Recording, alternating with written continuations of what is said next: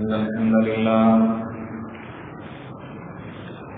نحمده ونستعينه ونستغفره ونعوذ بالله من شرور أنفسنا ومن سيئات أعمالنا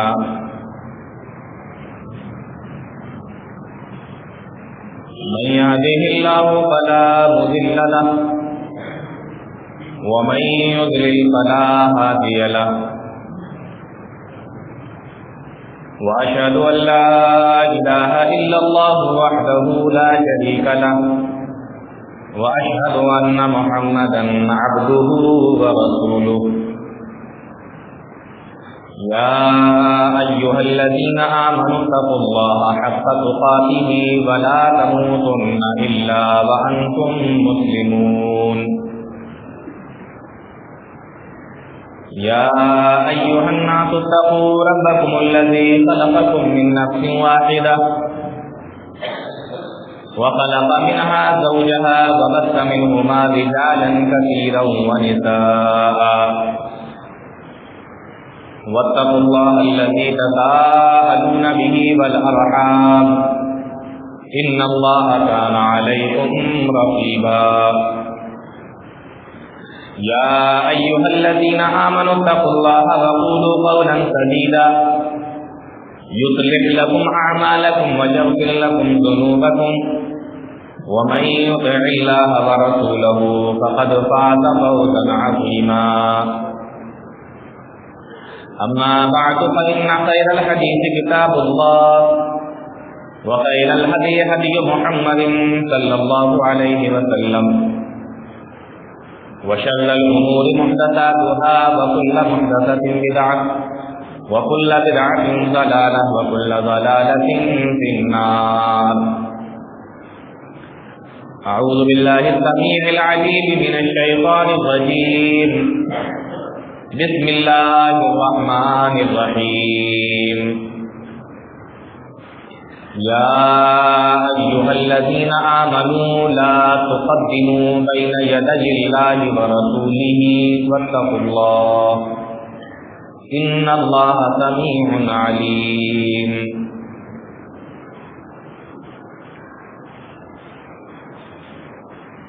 معزز علماء کرام،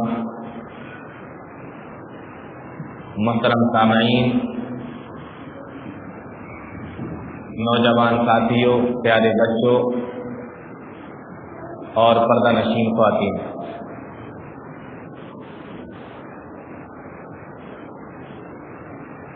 آج جس عنوان کے تحت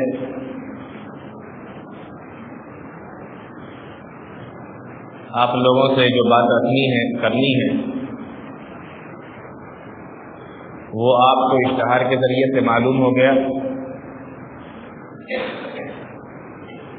اور باقاعدہ اس کا اعلان بھی کیا گیا.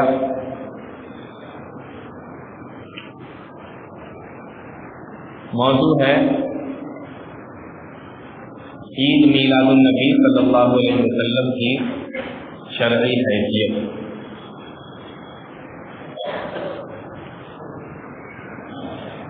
آج کی تقریر میں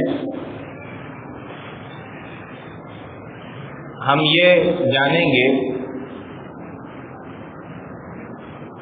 کیا اسلام کے اندر عید میلاد النبی ہے،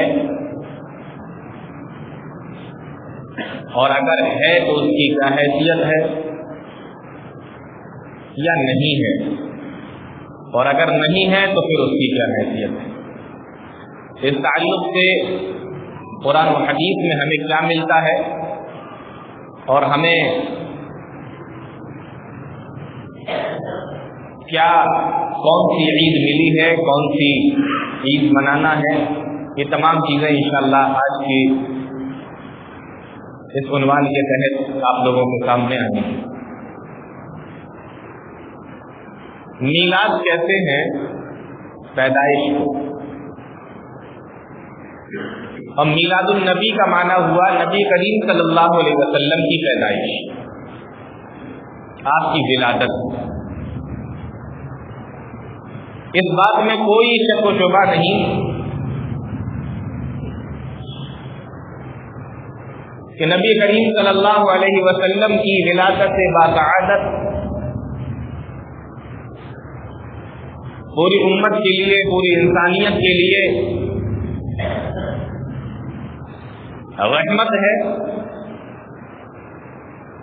کیونکہ جب آپ دیکھیں گے تو آپ کو معلوم ہوگا اللہ کے نبی جناب محمد رسول اللہ صلی اللہ علیہ وسلم کی ولادت سے پہلے، آپ کی دنیا میں تشریف لانے سے پہلے دنیا کا جو حال تھا، آپ کسی بھی ملک کو اٹھا کر دیکھیں، چاہے وہ ایران ہو،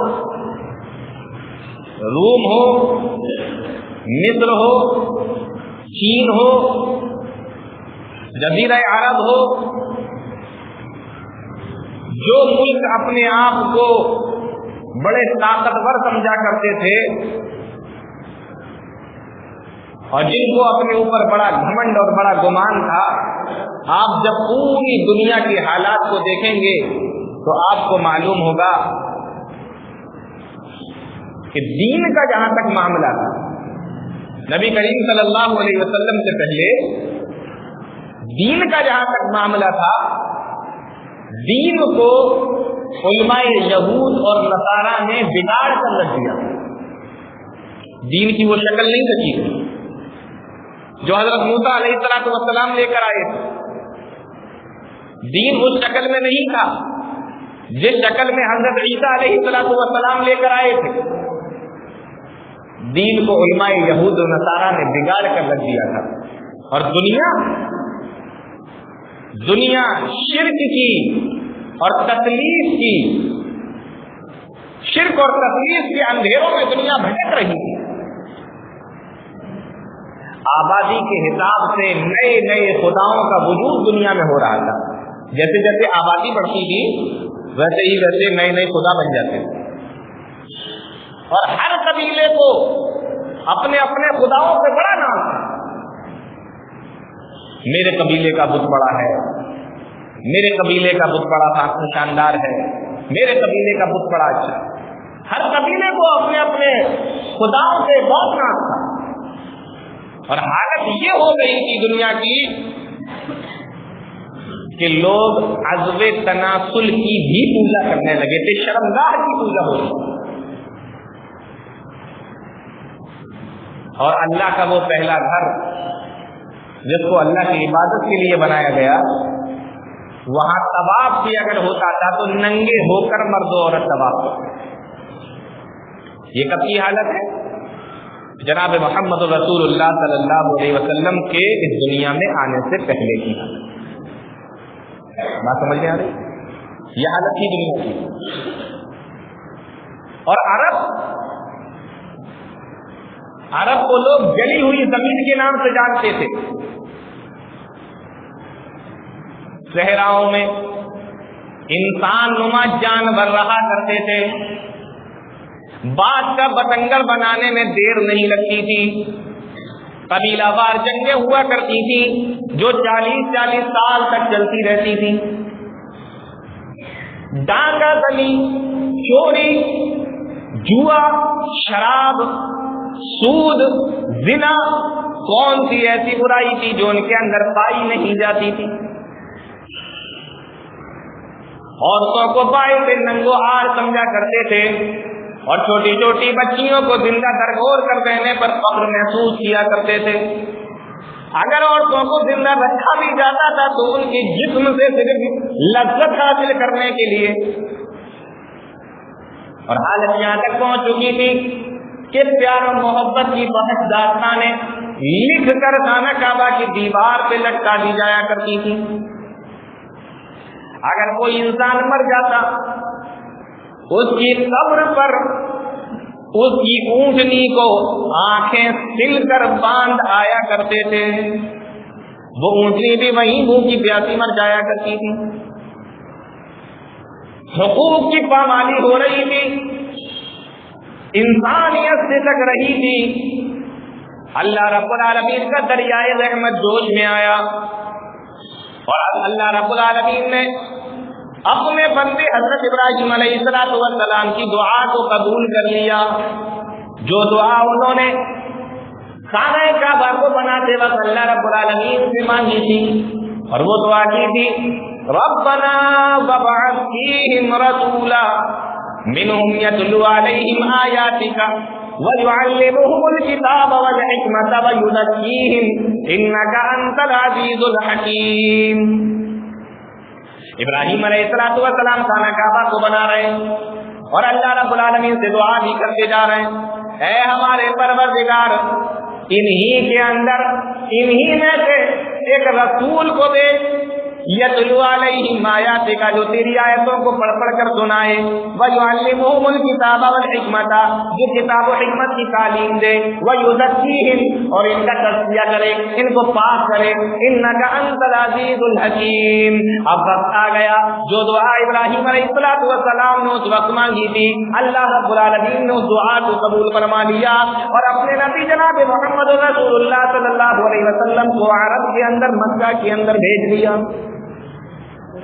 آپ اندازہ کریں کہ جب حالات اتنے خراب ہو چکے ہوں کہ عبادت کے نام پر عزم تناسل اور شرمگاہ کی پوجا اور عبادت کی جانے لگی ہو، اللہ رب العالمین نے اپنے نبی جناب محمد رسول اللہ صلی اللہ علیہ وسلم کو بھیجا. ارشاد فرمایا لقد من اللہ علی المؤمنین اذ بعث فیہم رسولا من انفسہم. تحقیق اللہ رب العالمین نے مومنوں کے اوپر یہ احسان کر دیا، اللہ رب العالمین نے بے شمار نعمتوں سے نوازا. لیکن پورا قرآن کریم اٹھا کر دیکھ لو، اللہ نے کسی بھی نعمت پر، کسی بھی نعمت کے اوپر اللہ نے احسان نہیں جتایا.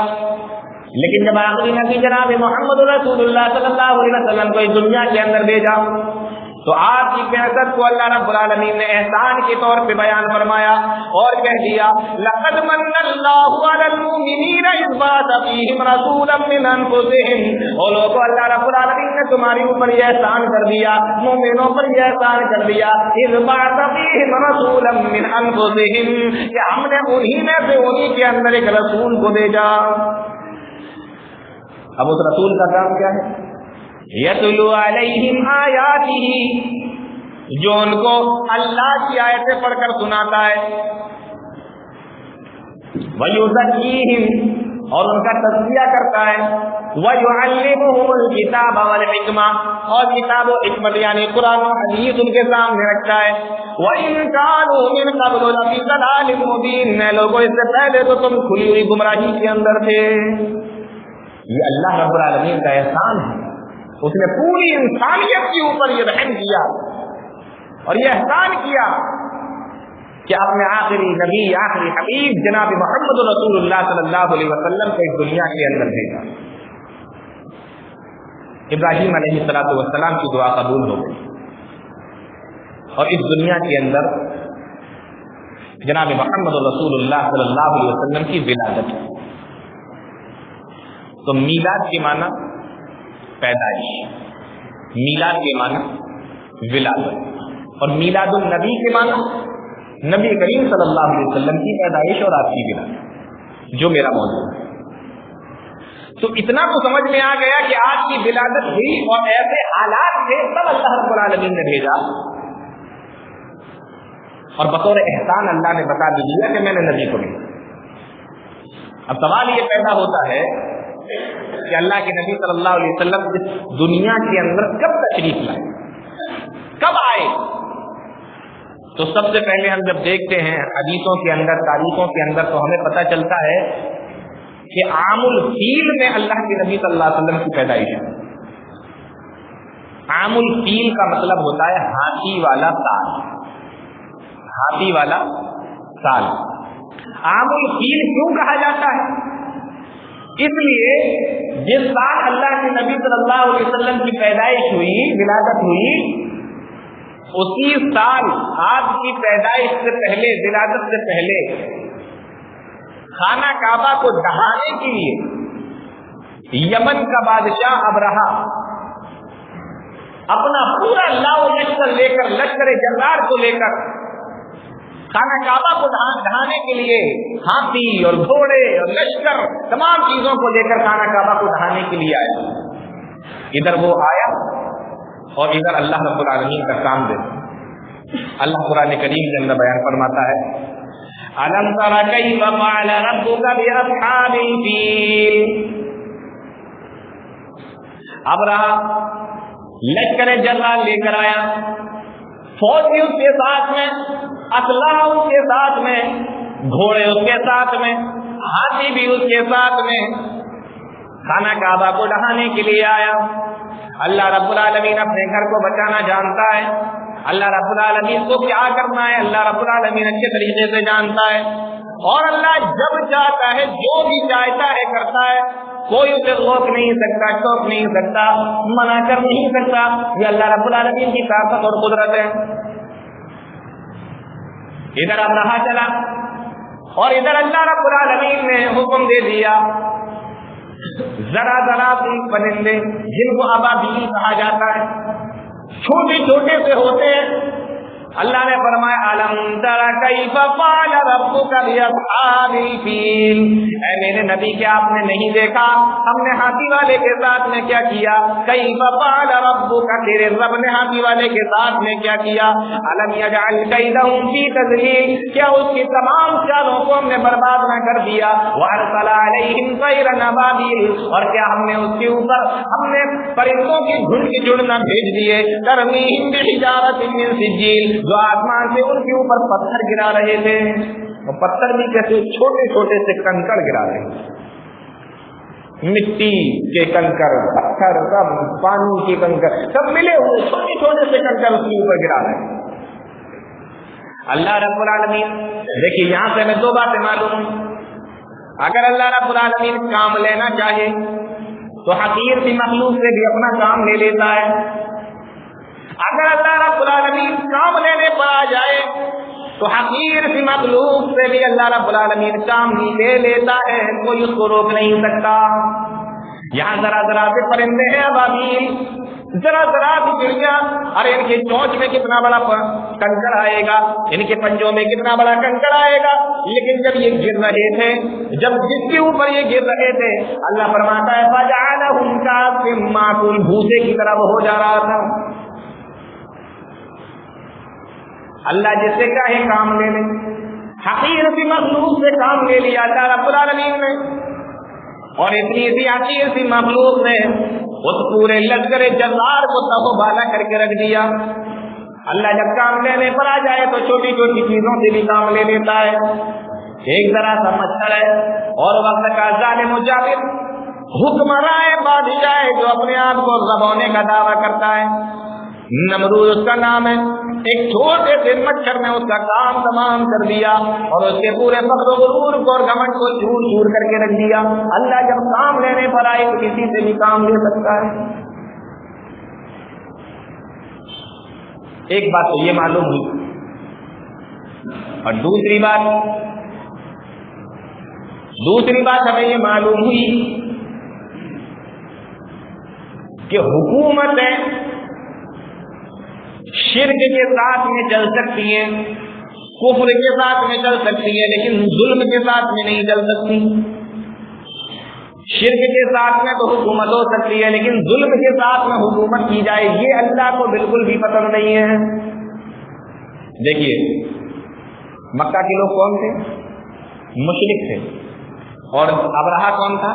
اہل کتاب، عیسائی مذہب کا ماننے والا. اہل کتاب ایک طرف اہل کتاب کتاب کے ماننے والے، عیسیٰ علیہ السلام کے ماننے والے، لیکن ظلم پر ہیں، اور دوسری طرف مشرک ہے، مظلوم. اللہ رب العالمین نے کس کا ساتھ دیا؟ معلوم یہ ہوا کہ حکومتیں شرک کے ساتھ چل سکتی ہیں لیکن ظلم کے ساتھ نہیں چل سکتی. تو عام الفیل میں بتا رہا تھا آپ کو، ترمذی کی روایت ہے، صحابی رسول اللہ ابن مخرمہ وہ بیان کرتے ہیں کہ ولدت انا ورسول اللہ صلی اللہ علیہ وسلم عام الفیل، میں اور اللہ کے رسول جناب محمد رسول اللہ صلی اللہ علیہ وسلم عام الفیل میں پیدا ہوئے، ہاتھی والے سال پیدا ہوئے. جس سال ابرہا لشکر لے کر آیا، اس کو برباد کیا گیا، اسی سال پیدائش ہوئی نبی کریم صلی اللہ علیہ وسلم. تو ایک بات یہ معلوم ہوئی کہ کس سال پیدا ہوئے؟ عام الفیل. عیسیٰ علیہ السلام کے 571 سال کے بعد. سن کتنی تھی؟ 571. ابھی کیا چل رہی ہے؟ 2017 ہے نا. تو 571 سال کے بعد عیسیٰ علیہ السلام نبی کریم صلی اللہ علیہ وسلم عام الفیل میں. تو دو باتیں کلیئر ہو گئی. مہینہ کون سا تھا؟ ربیع الاول کا مہینہ تھا. 3 باتیں ہو گئی. چوتھی چیز وقت کیا تھا؟ مؤرخین نے لکھا ہے کہ صبح صادق کے بعد یعنی فجر کی اذان کے بعد اور سورج نکلنے سے پہلے کا ٹائم تھا. طلوع آفتاب سے پہلے صبح صادق کے بعد سورج کے نکلنے سے پہلے اور فجر کی نماز کا وقت ہونے کے بعد یعنی فجر کی جب اذان ہو جاتی ہے وقت ہو جاتا ہے اس کے بعد سے سورج کے نکلنے کے پہلے تک یہ وقت تھا نبی کریم صلی اللہ علیہ وسلم کی پیدائش. تو سال کلیئر ہو گئی, مہینہ کلیئر ہو گیا, وقت کلیئر ہو گیا. دن کون سا تھا؟ دن اگر دیکھنا چاہیں تو مسلم شریف کی بالکل صاف روایت موجود ہے جس سے پتہ چلتا ہے کہ دن سوموار کا تھا. کیونکہ اللہ کے نبی جناب محمد رسول اللہ صلی اللہ علیہ وسلم سے ایک مرتبہ سوال کیا گیا. سئل رسول اللہ صلی اللہ علیہ وسلم عن صوم یوم الاثنین. اللہ کے نبی صلی اللہ علیہ وسلم سوموار کے دن روزہ رکھا کرتے تھے. آپ سے سوال کیا گیا اللہ کے نبی آپ روزہ سوموار کے دن کیوں رکھتے ہیں؟ تو آپ نے جو جواب دیا ذاک یوم ولدت فیہ و یوم بعثت فیہ. مسلم شریف کی روایت ہے. اللہ کے نبی صلی اللہ علیہ وسلم نے فرمایا کہ یہی وہ دن ہے جس دن میں پیدا ہوا اور اسی دن مجھے نبی بھی بنایا گیا, اسی دن مجھے نبی بھی بنایا گیا اور اسی دن میں پیدا ہوا. ذاک یوم ولدت فیہ و یوم بعثت فیہ. معلوم یہ ہوا کہ سوموار کا دن کا جس دن اللہ کے نبی صلی اللہ علیہ وسلم اس دنیا کے اندر تشریف لائے. تو 571 عیسوی عام الفیل ربیع الاول کا مہینہ سوموار کا دن صبح صادق کے بعد اور طلوع آفتاب سے پہلے. اب ایک چیز رہ گئی, تاریخ کون سی تھی؟ تاریخ کون سی تھی؟ جب آپ تاریخ کا پتہ لگانے کے لیے جائیں گے پھر آپ کو اختلاف ملے گا. جب تاریخ کا پتہ لگانے کے لیے جائیں گے یہاں سے اختلاف آپ کو ملے گا, یہاں سے سب ٹھیک ہے. اب آئیے دیکھیے تاریخ کے بارے میں. حافظ ابن کثیر رحمۃ اللہ علیہ نے اپنی کتاب البدایہ والنہایہ کے اندر لکھا ہے کہ ربیع الاول کا مہینہ تھا اور 8 تاریخ تھی. کتنی تاریخ تھی؟ 8 تاریخ تھی. علامہ البانی نے بھی اسی کو ہی صحیح کہا ہے کہ ربیع الاول کا مہینہ تھا, 8 تاریخ تھی. ایک چیز ابن جریر طبری نے اور ابن ہشام نے سیرت ابن ہشام کے اندر لکھا ہے کہ جب اللہ کے نبی صلی اللہ علیہ وسلم کی ولادت ہوئی تو ربیع الاول کی 12 تاریخ تھی. امام ابن کثیر نے کیا لکھا؟ 8 تھی. یہ دونوں کیا لکھ رہے ہیں؟ 12 تھی. علامہ ابن جوزی نے لکھا ہے کہ اللہ کے نبی صلی اللہ علیہ وسلم کی جب ولادت ہوئی تو ربیع الاول کی 10 تاریخ تھی. 3 تاریخیں ہو گئی. علامہ شبلی نعمانی نے اپنی کتاب سیرت النبی کے اندر لکھا ہے اور علامہ قاضی سلیمان منصور پوری رحمۃ اللہ علیہ نے اپنی کتاب رحمۃ للعالمین کے اندر لکھا ہے اور اکبر خان نجیب آبادی نے اپنی کتاب تاریخ اسلام کے اندر لکھا ہے کہ اللہ کے نبی جناب محمد رسول اللہ صلی اللہ علیہ وسلم کی جب ولادت ہوئی تو ربیع الاول کی 9 تاریخ. تو 8 10 8 9 10 12 4 ہو گئے. اس کے علاوہ بھی کسی نے 17 لکھا ہے کہ 17 تاریخ کی ربیع الاول کی, کسی نے 20 لکھا ہے, کسی نے 22 لکھا ہے. اور آپ کو حیرت ہوگی یہ جان کر کہ شیخ عبد القادر جیلانی بغدادی رحمۃ اللہ علیہ انہوں نے اپنی جو ان کی مشہور کتاب ہے بنیۃ الطالبین, انہوں نے اپنی مشہور کتاب بنیۃ الطالبین کے اندر جناب محمد رسول اللہ صلی اللہ علیہ وسلم کی ولادت کی تاریخ 10 محرم لکھا. سب سے الگ 10 मुहर्रम। अब आप अंदाजा करें कि वो लोग जो शेख अब्दुल कादिर जीलानी रहमतुल्लाह अलैह को बड़े पीर साहब कहते हैं, उनके नाम की 11वीं मनाते हैं, उनको गौसे आजम भी कहते हैं, और उनकी शान में गुलू से काम लेते हैं और उनके एक एक हक पर चलने की कोशिश करते हैं, तो उनको चाहिए कि वो मुहर्रम की 10 तारीख को जनाब मोहम्मद रसूलुल्लाह सल्लल्लाहु अलैहि वसल्लम की विलादत माने। होने तो तालीमीन के अंदर उन्होंने 10 मुहर्रम लिखा है, 10 मुहर्रम। तो इतनी तारीखें हो गई। शेख अब्दुल कादिर जीलानी कह रहे हैं 10 मुहर्रम है, इब्ने कसीर कह रहे हैं 8 है, इब्ने जौजी कह रहे हैं 10 है, तबरी और इब्ने हिशाम कह रहे हैं 12 है, सुलेमान मंसूर पूरी और शिबली नौमानी और अकबर खान नजीबाबादी वो कह रहे हैं 9 है। अब सवाल यह है कि है कौन सी? अब इन तमाम अखबार के अंदर जब हम देखते हैं तो हमें मालूम होता है कि 9 तारीख का कौल राजिह है। अब आप पूछेंगे कैसे? 9 तारीख का राजिह कौल कैसे है? 9 तारीख का कौल ऐसे राजिह है क्योंकि जिस साल नबी करीम सल्लल्लाहु अलैहि वसल्लम की विलादत हुई, जिस महीने में विलादत हुई, रबीउल अव्वल का महीना था, सोमवार का दिन था, ये बिल्कुल पक्का है। सोमवार के दिन रबीउल अव्वल के महीने में आपकी विलादत हुई और जनाब मोहम्मद रसूलुल्लाह सल्लल्लाहु अलैहि वसल्लम इस दुनिया के अंदर तशरीफ लाए।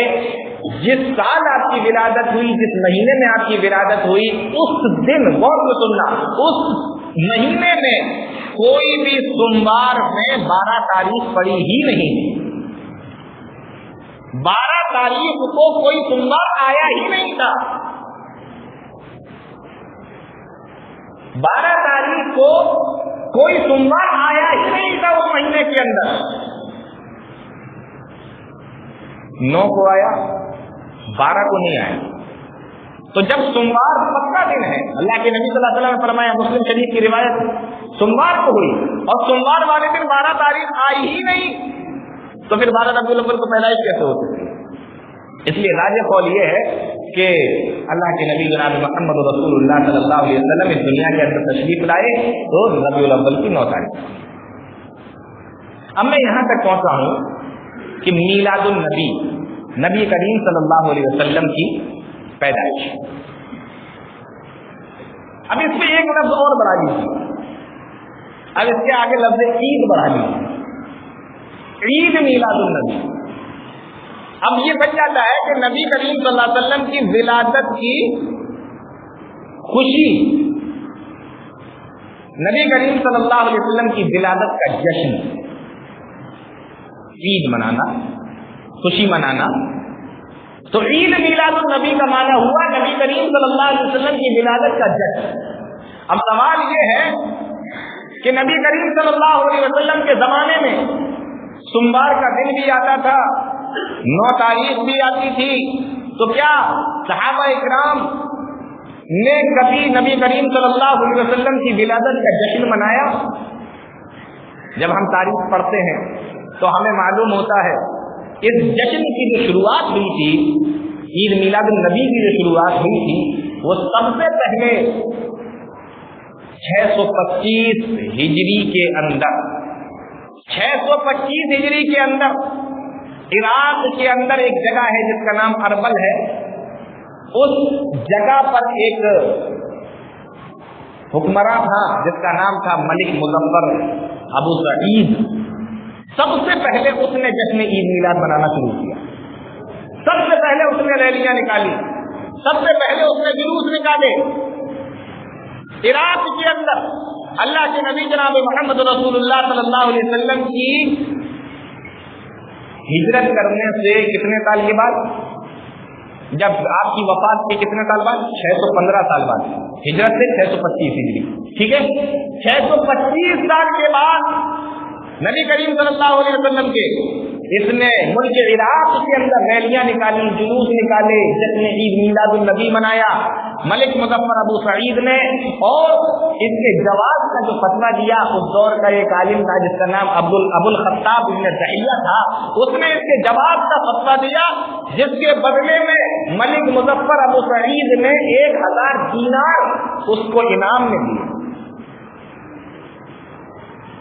حافظ ابن حجر اسقلانی رحمۃ اللہ علیہ ابن نجار کا قول بیان کرتے ہیں، لسان المیزان کے اندر کہتے ہیں کہ یہ ابو الخطاب ابن دحیہ نام کا جو مولوی تھا اس زمانے میں، اس کے بارے میں کہتے ہیں کہ رأیت الناس مجتمعین علی کذبہ، یہ ایسا آدمی تھا کہ جس کے جھوٹ پر لوگوں کا اتفاق تھا کہ یہ بڑا ہی جھوٹا آدمی تھا، وہ چیزیں بھی بیان کرتا تھا جس کو معلوم نہ ہو، وہ چیزیں بھی سنا دیتا تھا جو اس نے کبھی نہ سنی ہو، اپنی طرف سے بھی لوگوں کو بتا دیا کرتا تھا۔ حافظ ابن حجر اسقلانی رحمۃ اللہ علیہ لکھتے ہیں کہ یہ بڑا جھوٹا آدمی تھا۔ جھوٹے آدمی نے فتویٰ دیا اور بنانے کس نے شروع کیا؟ ایک بادشاہ نے، ایک فرما روا نے، جو اربل یا اربل کا رہنے والا تھا۔ اب آپ اندازہ کیجیے کہ ایسی چیز جو نبی کریم صلی اللہ علیہ وسلم کے 125 سال کے بعد میں شروع ہوئی ہو، شریعت کے اندر اس کی کیا حیثیت ہو سکتی ہے؟ ایک چیز اور دیکھیے، اچھا نبی کریم صلی اللہ علیہ وسلم کا جو زمانہ تھا، صحابہ اکرام کا جو زمانہ تھا، اگر آپ چاہتے تو کیا آپ صحابہ کو حکم نہیں دے سکتے تھے کہ 2 عید تو تم لوگ مناتے ہو، عید اور بقر عید، عید الاضحیٰ اور عید الفطر، تیسری عید عید میلاد النبی بھی مناؤ؟ اگر آپ چاہتے تو کہہ سکتے تھے نا۔ نسائی کی روایت ہے، اللہ کے نبی جناب محمد رسول اللہ صلی اللہ علیہ وسلم نے ارشاد فرمایا، صحابی رسول بیان فرماتے ہیں، کان لأہل الجاہلیۃ یومان کل سنۃ فی کل سنۃ یلعبون فیہما، جاہلیت کے زمانے میں ہم لوگ 2 عیدیں منایا کرتے تھے، کھیلتے تھے، کودتے تھے، جشن منایا کرتے تھے۔ فلما قدم النبی صلی اللہ علیہ وسلم المدینہ، پھر اللہ کے نبی صلی اللہ علیہ وسلم مدینہ کے اندر آئے اور آپ نے فرمایا، کان لکم یومان تلعبون فیہما وقد ابدلکم اللہ بہما خیرا منہما، اے لوگوں تم 2 دن جشن مناتے ہو، عید مناتے ہو، یہ زمانہ جاہلیت کی باتیں ہیں، اللہ رب العالمین نے تمہیں اس سے بہتر 2 عیدیں دے دی ہیں، اس سے بہتر تمہیں 2 دن دے دی ہیں، اس دن تم خوشیاں منایا کرو، اس دن تم خوش ہوا کرو، اس دن تم عید منایا کرو، یوم الفطر و یوم الاضحیٰ۔ یہ نسائی کی روایت ہے، اللہ کے نبی جناب محمد رسول اللہ صلی اللہ علیہ وسلم اپنے صحابہ کو 2 عید منانے کا حکم دے رہے ہیں، 2 عیدوں کے بارے میں بتا رہے ہیں، جس کو عید الفطر و عید الاضحیٰ کے نام سے جانا جاتا ہے۔ اگر عید میلاد النبی بھی منانا ہوتا تو اللہ کے نبی جناب محمد رسول اللہ صلی اللہ علیہ وسلم 2 کی جگہ تیسری کا بھی حکم دے سکتے تھے، لیکن تیسرے کا حکم نہیں دیا، 2 ہی کا حکم دیا۔ معلوم یہ ہوا کہ 2 عیدیں تو اسلام کے اندر جائز اور سنت ہیں، اور اس کے بعد اگر کوئی تیسری عید مناتا ہے تو وہ ناجائز ہے، سنت تو ہو ہی نہیں سکتی۔ اب اگر وہ سنت نہیں ہو سکتی تو پھر کیا ہوگی؟ سوال پیدا ہو جاتا ہے۔ اللہ کے نبی جناب محمد رسول اللہ صلی اللہ علیہ وسلم کی حدیث آ کے ہمیں بتاتی ہے، پیارے نبی نے ارشاد فرمایا، من عمل عملا لیس علیہ امرنا فہو رد، جس نے کوئی ایسا کام کیا، جس نے کوئی ایسا عمل کیا، جس نے کوئی ایسا کام نکالا، من عمل عملا، جس نے کوئی ایسا کام کیا جس پر ہماری مہر نہیں ہے، فہو رد، تو وہ مردود ہے۔ تیسری عید آپ نے نکالی، 2 عید اللہ کے نبی صلی اللہ علیہ وسلم نے بتائی، فرمایا لیس علیہ امرنا فہو رد، کوئی ایسا کام کیا، من احدث فی امرنا، جس نے کوئی نئی چیز دین کے اندر نکالی، آدھا ما لیس منہ، جو شریعت کے اندر نہیں ہے، جس کا حکم ہم نے نہیں دیا ہے، فہو رد، تو وہ مردود ہے، مردود ہے۔ 2 عیدوں کا حکم نبی نے دیا، تیسری عید کس نے نکالی؟ 625 ہجری کے اندر عراق کے اندر، اور پیارے نبی نے کیا فرمایا کہ جس کا حکم میں نے نہیں لیا تو وہ مردود ہے۔ اب مجھے آپ ذرا یہ بتائیے کہ اللہ رب العالمین کو کون سا عمل پسند ہے؟ اللہ رب العالمین کون سے عمل کو قبول کرتا ہے؟ وہ عمل جو اللہ نے بتایا، محمد الرسول اللہ صلی اللہ علیہ وسلم نے بتایا، یا اس عمل کو جو ہمیں اچھا لگے؟ جو ہمیں اچھا لگے اللہ اسے قبول کرے گا، یا جس کا حکم اللہ نے دیا کر کے جناب محمد رسول اللہ صلی اللہ علیہ وسلم نے دکھایا وہ اللہ رب العالمین قبول کرے گا؟ اب آپ سب کا جواب یہ ہوگا کہ نہیں، جو اللہ نے حکم دیا وہ۔ ظاہر سی بات ہے کہ دو عیدوں کا حکم تو ہمیں قرآن و حدیث کے ذریعے سے مل گیا، نبی کے ذریعے سے مل گیا، لیکن تیسری عید کا حکم ہمیں قرآن و حدیث میں کہیں تو نہیں ملتا ہے۔ بہت سارے لوگ یہ سمجھتے ہیں کہ دین کے اندر نئی چیزوں کو اگر نکالا جائے اور اچھی چیزوں کو نکالا جائے تو لوگ یہ سمجھتے ہیں کہ اس کو کر سکتے ہیں، اس کو کیا جا سکتا ہے، جبکہ انہیں معلوم ہونا چاہیے کہ اسلام مکمل ہو چکا ہے، دین مکمل ہو چکا ہے۔ قرآن کریم کی آیت کریمہ پڑھیے، الیوم اکملت لکم دینکم واتممت علیکم نعمتی ورضیت لکم الاسلام دینا۔ میں نے آج کے دن تمہارے دین کو تمہارے لیے مکمل کر دیا اور میں نے اپنی نعمتوں کا اتمام کر دیا، وَرَضِيتُ لَكُمُ الْإِسْلَامَ دِينًا، اور میں تمہارے لیے دین اسلام سے راضی ہو گیا۔ غور کرنے کی بات ہے، مکمل کس کو کہا جاتا ہے؟ ایک گلاس کے اندر پانی رکھا ہوا ہو اور پورا بھرا ہوا ہو لگا، اس میں ایک بھی بوند ڈالنے کی گنجائش نہ ہو، اس کو کیا کہتے ہیں؟ اس کو مکمل کہتے ہیں۔ لیکن اگر وہ گلاس تھوڑا سا خالی ہو تو اس کو مکمل کہہ سکتے ہیں؟ نہیں کہہ سکتے۔ اللہ فرما رہا ہے اسلام مکمل ہو گیا، اسلام کامل ہے، مکمل ہے، اسلام پورا ہو چکا ہے۔ اور ایک بڑی عجیب بات آپ کو بتاؤں گی کہ آیت کے حصے میں کیا کہا؟ الیوم اکملت لکم دینکم، میں نے تمہارے لیے تمہارے دین کو مکمل کر دیا، اور آخر ٹکڑے میں کیا کہا؟ وَرَضِيتُ لَكُمُ الْإِسْلَامَ دِينًا، اور میں تمہارے لیے دین اسلام سے راضی ہو گیا۔ اب بتاؤ اللہ کون سے اسلام سے راضی ہوا، کون سے دین سے راضی ہوا؟ وہی اسلام جس کو اللہ نے مکمل کر دیا، جس کو اللہ نے مکمل کر دیا، اللہ اسی اسلام سے راضی ہے۔ جو دین اللہ مکمل کر چکا اللہ اسی دین سے راضی ہے۔ الیوم اکملت لکم دینکم، میں نے تمہارے لیے تمہارے دین کو مکمل کر دیا ہے، ورضیت لکم الاسلام دینا، اور میں اسی دین سے راضی بھی ہو گیا ہوں۔ معلوم یہ ہوا کہ جو دین نبی کے زمانے میں مکمل ہو گیا تھا، جس دین کو اللہ نے اپنے نبی کے اوپر مکمل کر دیا تھا، ورضیت لکم الاسلام دینا، اسی دین سے اللہ راضی ہے۔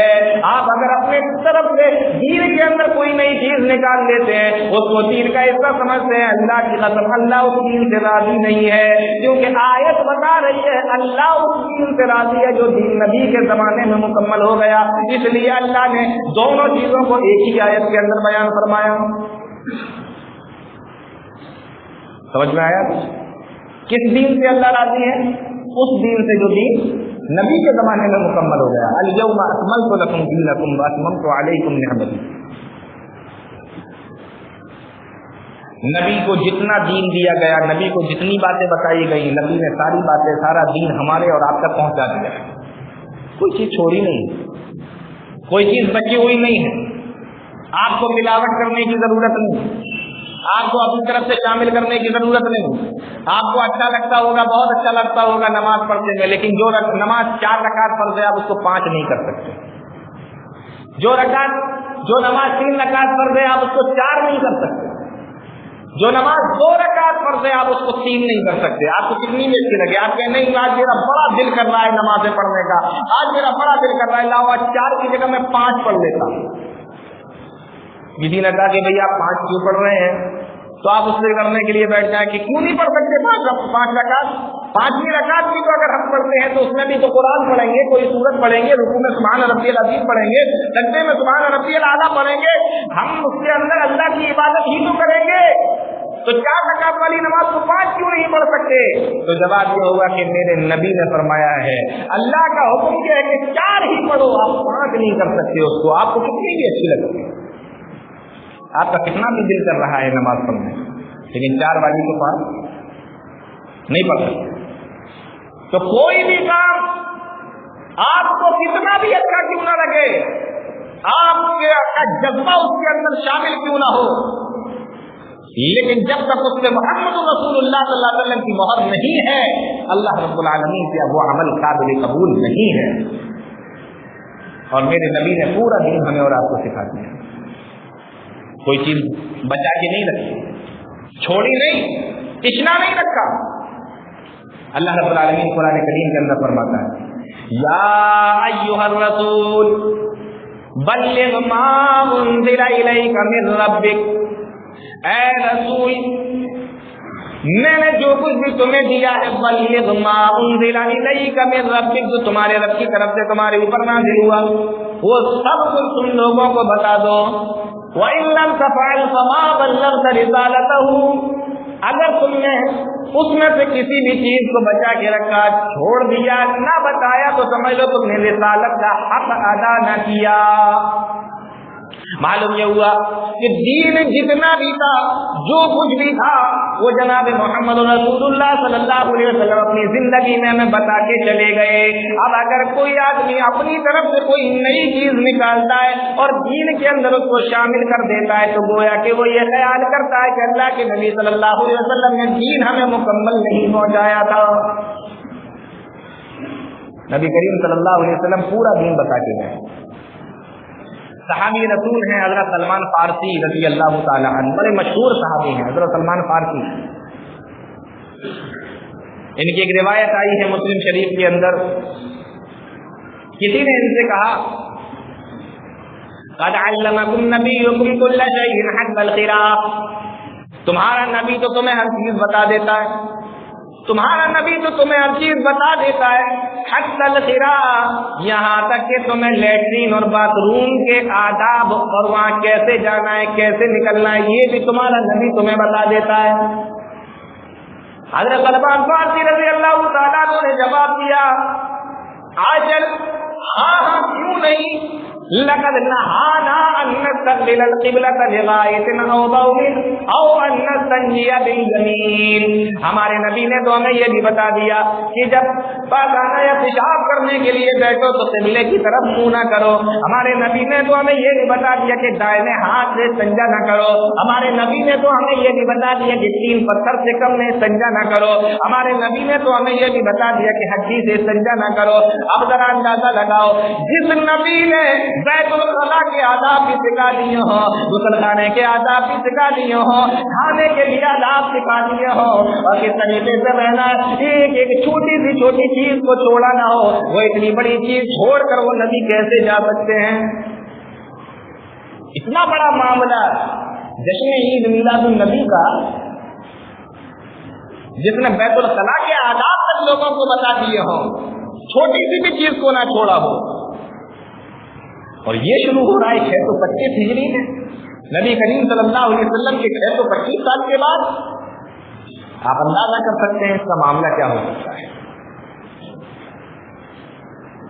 हज्जतुल वदा का मौका है, सहाबा इकराम बैठे हुए हैं, अल्लाह के नबी सल्लल्लाहु अलैहि वसल्लम खुतबा दे रहे हैं। आपने बड़ा बेहतरीन खुतबा दिया और बड़ा लंबा चौड़ा खुतबा दिया, और खुतबे के बाद में फरमाया, है मेरे सहाबा, कल क़यामत के दिन तुमसे मेरे बारे में सवाल किया जाएगा कि मैंने दीन को तुम्हारे पास में पहुंचा दिया था या नहीं, मैंने तुम्हें अल्लाह का दीन बता दिया था कि नहीं। ऐ मेरे सहाबा बताओ, अला हल बल्लग़्तु, क्या मैंने दीन को तुम तक पहुंचा दिया, क्या मैंने दीन की बातें तुम लोगों को बता दी, क्या इस्लाम मैंने तुम्हारे पास तक पहुंचा दिया। तो सहाबा इकराम ने जवाब दिया, नअम क़द बल्लग़्ता व अद्दैता व नसहता, हम गवाही देते हैं, हम बयान करते हैं, आपने दीन को हमारे पास पहुंचा दिया, आपने दीन की बातें हम तक पहुंचा दी, आपने इस्लाम हमारे पास में पहुंचा दिया है। अल्लाह के नबी जनाब मोहम्मद रसूलुल्लाह सल्लल्लाहु अलैहि वसल्लम ने जब ये बातें सुनी, आसमान की तरफ उंगली उठाई और फरमाया, अल्लाहुम्मा अशहद, अल्लाहुम्मा अशहद, अल्लाहुम्मा अशहद, ऐ अल्लाह तू गवाह रहना, ऐ अल्लाह तू गवाह रहना, ऐ अल्लाह तू गवाह रहना। मालूम ये हुआ कि दीन जनाब मोहम्मद रसूलुल्लाह सल्लल्लाहु अलैहि वसल्लम के जमाने में मुकम्मल हो गया। अब ये तीसरी ईद कहां से निकल आई? उस जमाने में तो नहीं थी, कुरान में नहीं, हदीस में नहीं, मोहम्मद रसूलुल्लाह सल्लल्लाहु अलैहि वसल्लम के फरामीन के अंदर नहीं, सहाबा इकराम के जमाने में नहीं, ताबईन के जमाने में नहीं, تبع تابعین کے زمانے میں نہیں، ائمہ اعظام کے زمانے میں نہیں، 625 ہجری میں جا کر یہ چیز شروع ہو رہی ہے۔ تو معلوم یہ ہوا کہ دین کے اندر ایک نیا کام نکال دیا گیا۔ اب آپ کو اچھا لگتا ہے تو وہ دین نہیں بن سکتا، آپ کو جتنا بھی بہتر لگے وہ دین نہیں بن سکتا۔ قرآن پڑھنا اچھی بات ہے بری بات ہے؟ بتائیے، قرآن پڑھنا، قرآن کی تلاوت کرنا اچھی بات ہے یا بری بات ہے؟ اچھی بات ہے نا۔ لیکن اگر کوئی بندہ رکوع میں جائے اور قرآن پڑھنے لگے تو پڑھنا چاہیے؟ کیوں نہیں پڑھنا چاہیے؟ کیونکہ پیارے نبی نے منع کیا ہے رکوع میں قرآن کریم پڑھنے کو، سجدے میں قرآن کریم پڑھنے سے پیارے نبی نے منع کیا ہے۔ اب آپ کسی سے بحث کرنے لگے قرآن پڑھنا غلط ہے تو رکوع میں کیوں نہیں پڑھ سکتے؟ قرآن تو اتنی اچھی چیز ہے، میں تو اتنی اچھی چیز پڑھ رہا ہوں۔ تو آپ کہیں گے اچھی چیز تو ضرور ہے لیکن پیارے نبی کا حکم نہیں ہے۔ اللہ اکبر، یہ تو میں بتا رہا ہوں کہ آپ کو اچھا کیوں نہ لگے لیکن پیارے نبی کا حکم نہ ہو تو آپ اس کو کر نہیں سکتے۔ اللہ کے یہاں وہ قابل قبول نہیں، قابل مواخذہ ہوگا، پکڑ ہو جائے گا۔ اللہ کے نبی جناب محمد رسول اللہ صلی اللہ علیہ وسلم کو بڑی فکر لگی رہتی تھی کہ دین کے اندر کوئی نیا کام نہ نکل آئے، دین کے اندر کوئی نئی چیز نہ نکل آئے۔ آپ جب بھی خطبہ دیتے، ہر خطبے کے اندر یہ الفاظ آپ کے ضرور ہوا کرتے تھے، نسائی شریف کی روایت ہے، ہر خطبے کے اندر یہ الفاظ اللہ کے نبی صلی اللہ علیہ وسلم کے ضرور ہوتے تھے۔ وَإِنَّ أَصْدَقَ الْحَدِيثِ كِتَابُ اللَّهِ، بے شک سب سے اچھی بات، سب سے سچی بات اللہ رب العالمین کی بات ہے۔ وَأَحْسَنَ الْهَدْيِ هَدْيُ مُحَمَّدٍ صلی اللہ علیہ وسلم، اور سب سے بہترین طریقہ جناب محمد رسول اللہ صلی اللہ علیہ وسلم کا طریقہ ہے۔ سب سے سچی بات اللہ کی بات اور سب سے بہترین طریقہ جناب محمد رسول اللہ صلی اللہ علیہ وسلم کا۔ پھر آپ فرمایا کرتے تھے وَشَرَّ الْأُمُورِ مُحْدَثَاتُهَا، اور دین کے اندر سب سے بری چیز ہے نئی چیزوں کو نکالنا۔ فَإِنَّ كُلَّ مُحْدَثَةٍ بِدْعَةٍ، اور ہر نئی چیز بدعت ہے۔ وَكُلَّ بِدْعَةٍ ضَلَالَةٍ، اور ہر بدعت گمراہی ہے۔ وَكُلَّ ضَلَالَةٍ فِي النَّارِ، اور ہر گمراہی جہنم میں لے جانے والی ہے۔ نتیجہ نکل آیا۔ آپ کو بڑی فکر رہتی ہے، ہر خطبے میں آپ یہی کرتے، ہر خطبے میں آپ یہی کہتے۔ بدعت سے آپ نے اتنا بچایا لوگوں کو، اتنا ڈرایا لوگوں کو۔ صحابی رسول کہتے ہیں اللہ کے نبی صلی اللہ علیہ وسلم نے ایک مرتبہ خطبہ دیا اور ایسی ایسی بات نصیحت ہمیں فرمائے، ایسی ایسی باتیں ہمیں بتائیں، ضربت منها العیون ووجلت منها القلوب، آنکھیں ڈبڈبا گئی، آنکھوں سے آنسوؤں کی جھڑی لگ گئی، صحابہ اکرام کی داڑھیاں تر ہو گئی، دل لرز گئے۔ اس طریقے کا خطبہ جناب محمد رسول اللہ صلی اللہ علیہ وسلم نے دیا۔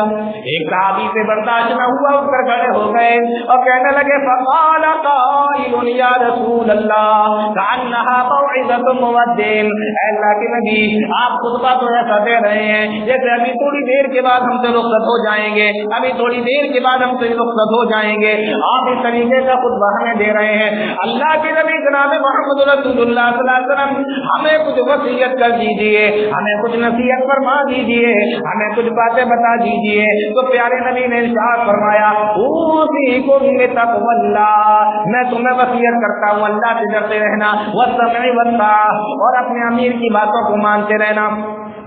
اور اس کے بعد آپ نے فرمایا فَإِنَّهُ مَن يَعِشْ مِنكُمْ بَعْدِي فَسَيَرَىٰ اخْتِلَافًا كَثِيرًا، اور سنو جو میرے بعد میں زندہ رہے گا تو اختلاف دیکھے گا۔ جب اختلاف کا زمانہ آ جائے پتہ ہی نہ چلے سنت کیا ہے، بدعت کیا ہے، حدیث کیا ہے، نبی کا فرمان کیا ہے، ماننا کیا ہے، چھوڑنا کیا ہے۔ فرمایا فَعَلَيْكُمْ بِسُنَّتِي وَسُنَّتِ الْخُلَفَاءِ الرَّاشِدِينَ الْمَهْدِيِّينَ، تم میرے طریقے پر چلنا اور میرے خلیفہ، میرے راشد خلیفہ خلفاء راشدین المہدیین کی طریقے پر چلنا، سنت الخلفاء الراشدین المہدیین، اور تم مضبوطی سے پکڑ لینا۔ کیسے پکڑنا ہے؟ فرمایا عضوا علیہا بالنواجذ، اس کو داڑھوں کے ذریعے سے پکڑنا۔ دیکھیے داڑھ سے پکڑنے کا حکم دیا جا رہا ہے، دانتوں سے آپ پکڑیں اس سے بھی پکڑ سکتے ہیں، داڑھ سے آپ پکڑیں اس سے بھی پکڑ سکتے ہیں، لیکن دانت سے جب پکڑتا ہے کوئی آدمی تو اس کی پکڑ مضبوط ہوتی ہے. یہاں جو دانتوں سے آپ پکڑیں گے تو پکڑ مضبوط نہیں ہوتی. کسی نے جھٹکا مارا دانت بھی آپ کے باہر آ سکتے ہیں, لیکن جو داڑھ ہے نا اس کی پکڑ مضبوط ہوتی ہے, آدمی اندر سے پکڑتا ہے. عز علیہا بالنواجذ, مطلب یہ تھا کہ مضبوطی کے ساتھ میں پکڑنا ہے. اتنے کام اللہ کے نبی صلی اللہ علیہ وسلم نے بتائے اور پھر اس کے بعد میں فرمایا تمہیں کیا کیا کرنا ہے, یہ تو سب اللہ کے نبی نے بتا دیا. اور اس کے بعد میں فرمایا وَشَرَّ الْأُمُورِ مُحْدَثَاتُهَا, دین کے اندر نئی چیزوں کو نکالنا یہ سب سے بدترین گناہ ہے. فَإِنَّ كُلَّ مُحْدَثَةٍ بِدْعَةٍ, اور ہر بدعت گمراہی ہے. وَكُلُّ بِدْعَةٍ ضَلَالَةٍ وَكُلُّ ضَلَالَةٍ فِي النَّارِ, اور ہر بدعت گمراہی اور ہر گمراہی جہنم میں لے جانے والی ہے. دیکھیے اللہ کے نبی صلی اللہ علیہ وسلم ہر خطبے میں یہی بیان کرتے تھے. اور ایک مرتبہ جب آپ نے خطبہ دیا, ایسا خطبہ کہ صحابہ کرام کے روتے روتے برے حال ہو گئے اور دل لڑک گئے, یہاں تک کہ ایسا لگنے لگا کہ آپ ابھی ہم سے رخصت ہونے والے ہیں. تو جب آدمی رخصت ہوتا ہے تو سب سے زیادہ کام کی بات جو ہوتی ہے وہ بتا کر جاتا ہے کہ پتا نہیں آگے موقع ملے گا کہ نہیں. تو ایسے موقع پر جب صحابہ نے پوچھا اللہ کے نبی کوئی نصیحت کر دیجیے, کوئی وصیت کر دیجیے, تب بھی میرے نبی جناب محمد رسول اللہ صلی اللہ علیہ وسلم نے یہی فرمایا کہ دین کے اندر نئی چیزیں نکالنے سے بچنا, دین کے اندر بدعت سے بچنا, دین کے اندر بدعتیں نہ نکالنا, کیونکہ بدعت جہنم میں لے جانے والی. معلوم یہ ہوا کہ ہمیں کوئی کام کتنا ہی اچھا کیوں نہ لگے, لیکن جب تک اس پہ جناب محمد رسول اللہ صلی اللہ علیہ وسلم کی مہر نہ ہو وہ بدعت ہے, ناجائز ہے, حرام ہے, اس کو نہیں کیا جاتا. جب اس طریقے کی باتیں آتی ہیں سامنے کہ یہ 625 ہجری میں شروع ہوا, صحابہ نے نہیں کیا, نبی نے نہیں کیا, تابعین نے نہیں کیا, چاروں امام جن کو کہا جاتا ہے کہ چاروں امام چاروں برحق, یہ کہتے ہیں نا چاروں امام چاروں برحق, ان چاروں نے بھی نہیں کیا. حالانکہ یہ چاروں برحق کیسے ہو سکتے ہیں ایک الگ مسئلہ ہے, لیکن ان چاروں نے بھی نہیں کیا. آپ کس کے ماننے والے ہیں؟ امام مالک کے ماننے والے ہیں, امام مالک نے تو نہیں کیا. آپ کس کے ماننے والے؟ امام شافعی کے ماننے والے, امام شافعی نے بھی نہیں کیا. امام حنیفہ کے ماننے والے, انہوں نے بھی نہیں کیا. کس کے ماننے والے ہیں آپ؟ انہوں نے نہیں. 625 میں شروع ہو رہا ہے, ادھر نہیں ملا.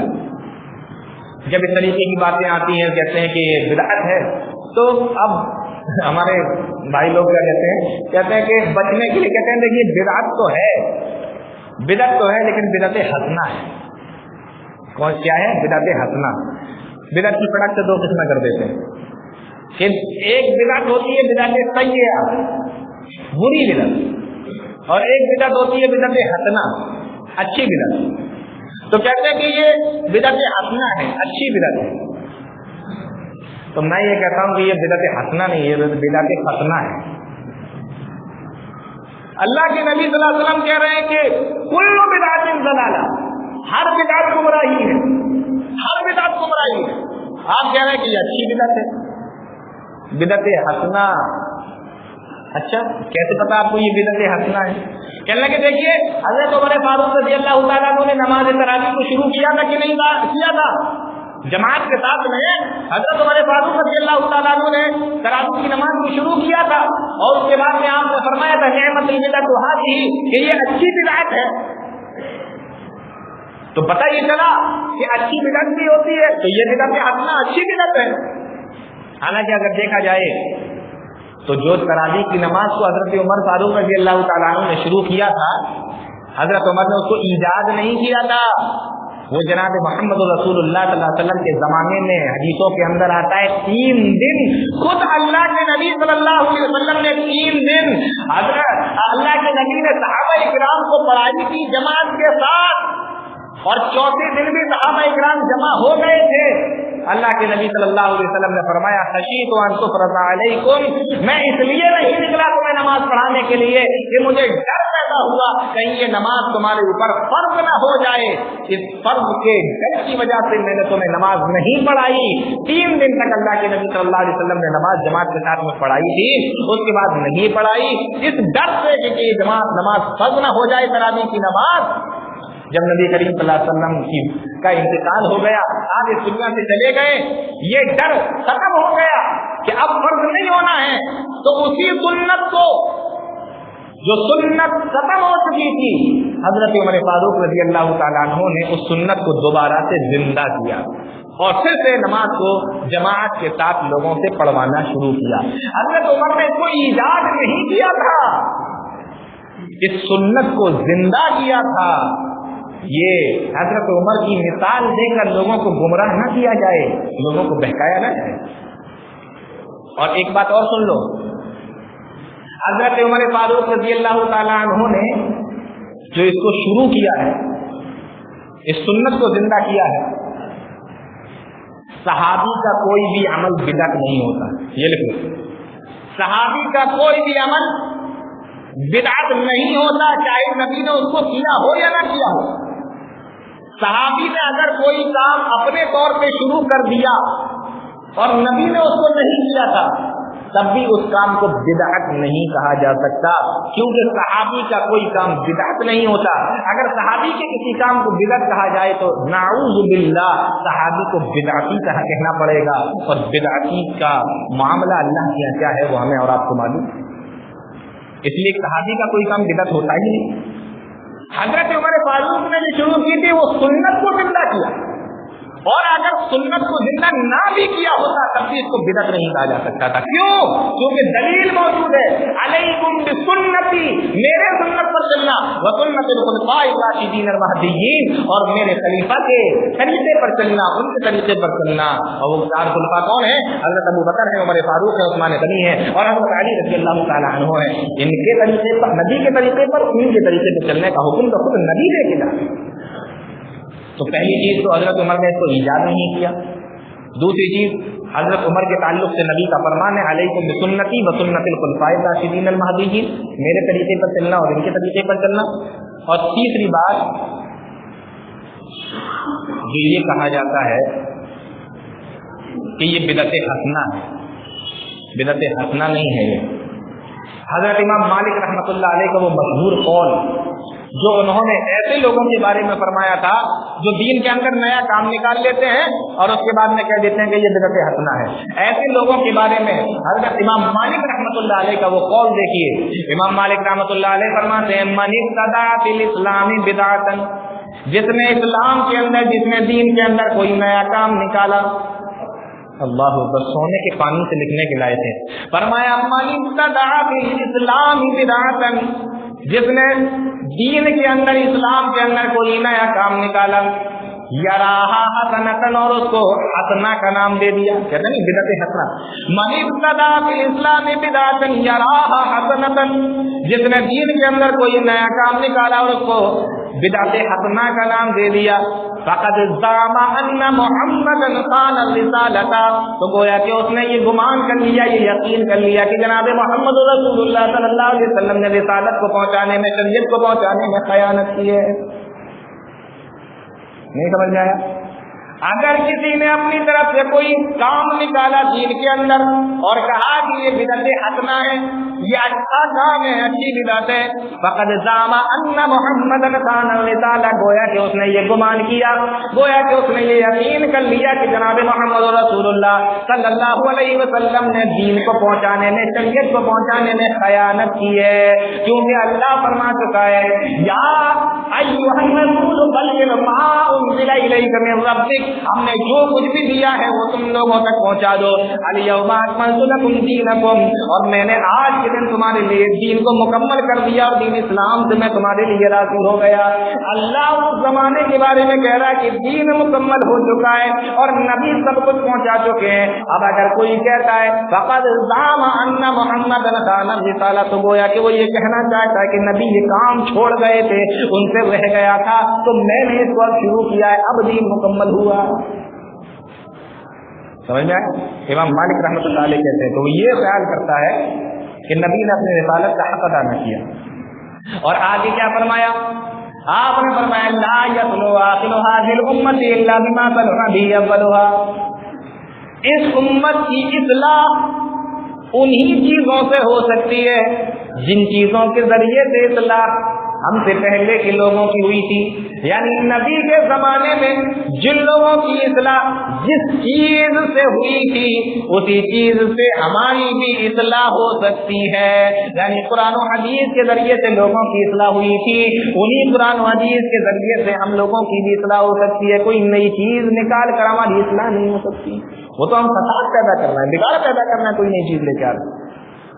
और फरमाया फमा लम यकुन यौमइज़िन दीनन ला यकुनु यौम दीना, फरमाया जो चीज उस दिन दीन नहीं बन सकी वो आज भी दीन नहीं बन सकती। क्या फरमाया इमाम मालिक रहमतुल्लाह अलैह? जो चीज उस दिन दीन नहीं बन सकी, यानी जो नबी के जमाने में दीन न बन सकी, फमा लम यकुन यौमइज़िन दीना ला यकुनु यौम दीना, तो आज भी वो चीज दीन नहीं बन सकती है। इमाम मालिक रहमतुल्लाह अलैह ने कितनी चीजें बता दी इस तरह से अपने कौल के अंदर कि जिसने ये गुमान किया कि ये अच्छी बिदअत है तो गोया कि उसने ये यकीन किया, ये ख्याल किया कि नबी करीम सल्लल्लाहु अलैहि वसल्लम ने रिसालत की पहुंचाने में खयानत की है, क्योंकि अल्लाह फरमा रहा है सब पहुंचा दो, लेकिन आप अपनी तरफ से कुछ और निकाल के ला रहे हैं और कह रहे हैं कि अब दीन मुकम्मल है। और एक बात और बताऊं आपको, बिदअत हसना का मामला तो खत्म कि दीन के अंदर बिदअत हसना कुछ नहीं है, जो कुछ है वो बिदअत है। कुल्लु बिदअतिन ज़लाला व कुल्लु ज़लालतिन फिन्नार, हर बिदअत गुमराही है और हर गुमराही जहन्नम में ले जाने वाली है। अब इस तरीके की बातें जब बताई जाती हैं तो बहुत से लोग ईद मीलादुन नबी पर एक दलील देते हैं, कहते हैं देखिए अल्लाह ने कुरान करीम के अंदर फरमाया कुल बिफज़लिल्लाहि व बिरहमतिही फबिज़ालिका फलयफ़रहू, है मेरे नबी आप इन लोगों से कह दीजिए अल्लाह के फजल पर और उसकी रहमत जो इनको मिल चुकी है, जो इनके पास में आ चुकी है, फलयफ़रहू, तो उस पर खुश हों। तो कहते देखिए अल्लाह रब्बुल आलमीन हुक्म दे रहा है खुश होने का, तो हम अल्लाह की रहमत पर खुश होने का, अल्लाह के इनाम पर खुश होने का अल्लाह हुक्म दे रहा है। नबी से बड़ा इनाम क्या हो सकता है? नबी से बड़ी रहमत क्या हो सकती है? नबी से बड़ी रहमत क्या हो सकती है? तो अल्लाह कह रहा है जो हमने इनाम किया, जो फज़ल किया, जो रहमतें की इनके ऊपर उन पर खुश हो। नबी से बड़ी रहमत कोई नहीं, नबी से बड़ा इनाम कोई नहीं, बट नबी से बड़ी रहमत कोई नहीं, तो हम नबी की आमद पर, नबी के मिलने पर खुश क्यों ना हो? सवाल ये है कि ये आयत अल्लाह के नबी पर नाज़िल हुई है और इसको समझा है आज के मौलवियों ने। आज के मौलवियों की समझ में आया कि ये रहमत, ये नेमत से मुराद नबी सल्लल्लाहु अलैहि वसल्लम है, नाज़िल हुई नबी के ऊपर। नबी के समझ में नहीं आया कि इससे मुराद तो मैं ही हूँ, सहाबा की समझ में नहीं आया उस जमाने में कि इससे मुराद नबी है। आज के मौलवियों की समझ में आया कि ओहो इससे मुराद तो अल्लाह के नबी सल्लल्लाहु अलैहि वसल्लम। और फिर मैं आपको बताऊं, यही आयत की तफसीर हज़रत उमर फारूक रज़ियल्लाहु तआला अन्हु से जब पूछी गई कि रहमत से क्या मुराद है, अल्लाह के फज़ल से क्या मुराद है, तो हज़रत उमर फारूक रज़ियल्लाहु तआला अन्हु ने फरमाया था इससे मुराद अल हुदा वल कुरान व सुन्नह, इससे मुराद हिदायत है, इससे मुराद कुरान है, इससे मुराद सुन्नत है। और ये जो लफ्ज आया है ना, खुश होना चाहिए, फलयफ़रहू, खुश होना और खुशी मनाना दोनों में फर्क है। कुरान ये नहीं कह रहा है फलयफ़रहू खुशी मनाओ, फरिहा यफ़रहू के माना खुश होना, खुशी मनाना नहीं। खुशी मनाना एक अलग चीज है, خوش ہونا ایک الگ چیز ہے. نبی کی آمد پر ہر انسان کو خوش ہونا چاہیے، یہ اس کے ایمان کا ایک حصہ ہے، یہ جزء ایمان ہے. بھئی 6 چیزوں کے اوپر ایمان لانا ضروری ہے کہ نہیں؟ اس میں سے ایک چیز نبیین کی ہے نا، تو نبیوں کے اوپر ایمان لانا بھی ضروری ہے، واجب ہے، فرض ہے، ان سے محبت کرنا ان کی ایمان کی علامت ہے.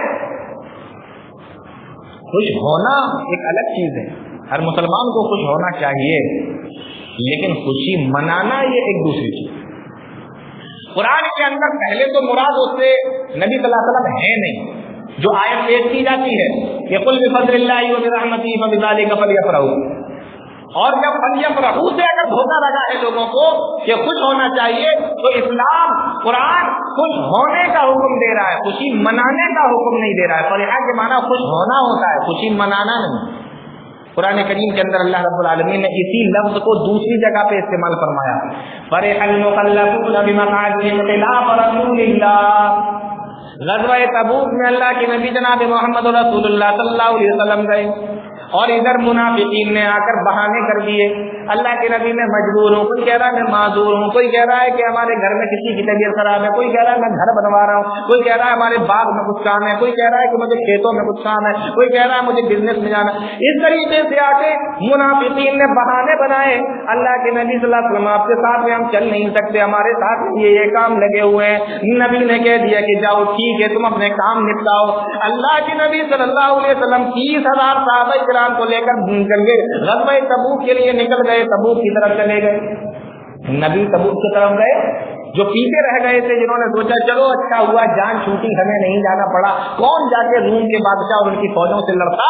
اللہ کے نبی کو میں نے جھوٹے بہانے بتائے، نبی نے مان لیا، سب اپنے آپ میں خوش ہیں. اللہ فرماتا ہے فرح المخلفون بمقعدهم، یہ خوش ہو رہے ہیں پیچھے رہ جانے پر، اپنے گھروں میں بیٹھے رہنے پر. اللہ کے نبی یہ خوش ہو رہے ہیں. دیکھیے اللہ نے یہ نہیں کہا کہ یہ خوشیاں منا رہے ہیں، انہوں نے کوئی جلوس نہیں نکالے کہ میں پیچھے رہ گیا، لاؤ ریلیاں نکالتے ہیں، لاؤ جلوس نکالتے ہیں، لاؤ جشن مناتے ہیں. اپنے اپنے من میں اندر ہی اندر طور پر خوش ہیں. تو فرحہ کے معنی خوش ہونا ہوتا ہے، خوشیاں سیلیبریٹ کرنا نہیں ہوتا، خوشیاں منانا ہوتا. تو پھر وہ منافقین بھی ریلیاں اور جلوس نکالتے پیچھے رہ جانے پر، کیونکہ وہی لفظ اللہ نے ان کے لیے بھی استعمال فرمایا. تو فرحہ کے معنی خوش ہونا، خوشی منانا. ایک دلیل اور دی جاتی ہے،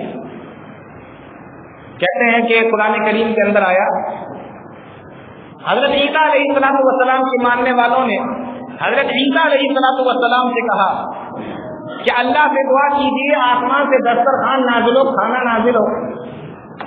عیسیٰ علیہ السلام نے دعا کی، ربنا انزل علینا مائدۃ من السماء تکون لنا عیدا لاولنا وآخرنا وآیۃ منک. اے اللہ تو آسمان سے ہمارے لیے دسترخوان بھیج، مائدہ بھیج، دسترخوان بھیج. ربنا انزل علینا مائدۃ من السماء، آسمان سے ہمارے لیے کھانا بھیج، تکون لنا عیدا لاولنا وآخرنا، جو ہمارے پہلے لوگوں کے لیے اور ہمارے بعد کے لوگوں کے لیے خوشی کی بات ہو، وآیۃ منک، اور ان کے لیے خوشی کی نشانی ہو. وارزقنا وانت خیر الرازقین، اے اللہ میں روزیاں عطا فرما، بے شک تو روزیاں دینے والا ہے. اللہ نے جواب دیا، قال اللہ انی منزلها علیکم، بے شک جو تم مجھ سے مانگ رہے ہو ہم تمہیں دے بھی دیں گے. فمن یکفر بعد منکم، اے عیسیٰ تمہارے مانگنے پر اور ان لوگوں کے سوال کرنے پر اگر ہم آسمان سے مائدہ کو نازل کر دیں، کھانے کو نازل کر دیں، دسترخوان کو نازل کر دیں، اور اس کے بعد بھی اگر یہ تیرے اوپر ایمان نہیں لائے، میرے اوپر ایمان نہیں لائے، فمن یکفر بعد منکم فانی اعذبہ عذابا لا اعذبہ احدا من العالمین، تو مجھے اپنے عزت و جلال کی قسم ہے میں ان کو ایسی سزا دوں گا کہ دنیا کے اندر آج تک میں نے کسی کو ایسی سزا نہ دی ہوگی. قرآن کی آیت یہیں پر ختم ہو گئی. اب یہاں سے لوگوں نے مسئلے نکالنا شروع کر دیے، کہنے لگے دیکھیے وہ جو مائدہ دسترخوان ہے، جو کھانا ہے جو اس پہ اتر رہا ہے، تو کیا کہہ رہے ہیں وہ جب اترے گا اس دن کو ہم لوگ عید منائیں گے. معلوم یہ ہوا کہ جس دن کوئی بڑی خوشی، کوئی بڑی نعمت ملے تو اس کو عید منایا جا سکتا ہے. جیسا کہ یہ لوگ کہتے تھے عیسیٰ علیہ کے ماننے والے کہ ہمارے اوپر دسترخوان نازل ہوگا تو ہم اس دن کو اپنے لیے اور ہمارے بعد آنے والے لوگوں کے لیے عید کا دن منا لیں گے۔ سوال یہ ہے، یہ آیت میں اللہ رب العالمین نے بتایا کہ اگر میں نے نازل کر دیا اور اس کے بعد یہ ایمان نہیں لائے تو ہم ان کو ایسی سزا دیں گے عذاباً لا يعذبه احد من العالمین، کہ ہم نے دنیا میں کسی کو ایسی سزا نہ دی ہوگی۔ قرآن کی آیت یہاں پہ ختم ہو گئی۔ آگے قرآن نے ہمیں یہ نہیں بتایا کہ وہ دسترخوان نازل ہوا کہ نہیں، آیت نہیں ختم ہو گئی۔ قرآن نے ہمیں آگے یہ نہیں بتایا کہ اس کے بعد بھی لوگوں نے یہ کہا کہ نہیں نازل ہونا چاہیے، دسترخوان آنا چاہیے، کھانا آنا چاہیے۔ قرآن خاموش ہے، بس یہاں پہ آ کے بات ختم کر دی اللہ نے کہ اگر اس کے بعد یہ ایمان نہیں لائے تو ایسی سزا دی جائے گی کہ ایسی سزا میں نے کسی کو نہیں دی ہوگی۔ قرآن یہاں پہ آ کے خاموش ہو جاتا ہے۔ یہ کیسے پتا چلا کہ دسترخوان نازل ہوا تھا کہ نہیں ہوا تھا، کھانا آیا تھا کہ نہیں آیا تھا؟ قرآن تو یہاں پر خاموش۔ پھر آپ یہ کیسے کہہ سکتے ہیں کہ دسترخوان آیا؟ اور اگر مان بھی لو دسترخوان آیا اور اس دن کو انہوں نے عید بنا لیا، عید منا لیا، تو یہ تو عیسیٰ علیہ السلام کی شریعت کی بات ہو رہی ہے، کیا ہماری شریعت کی بات ہو رہی ہے؟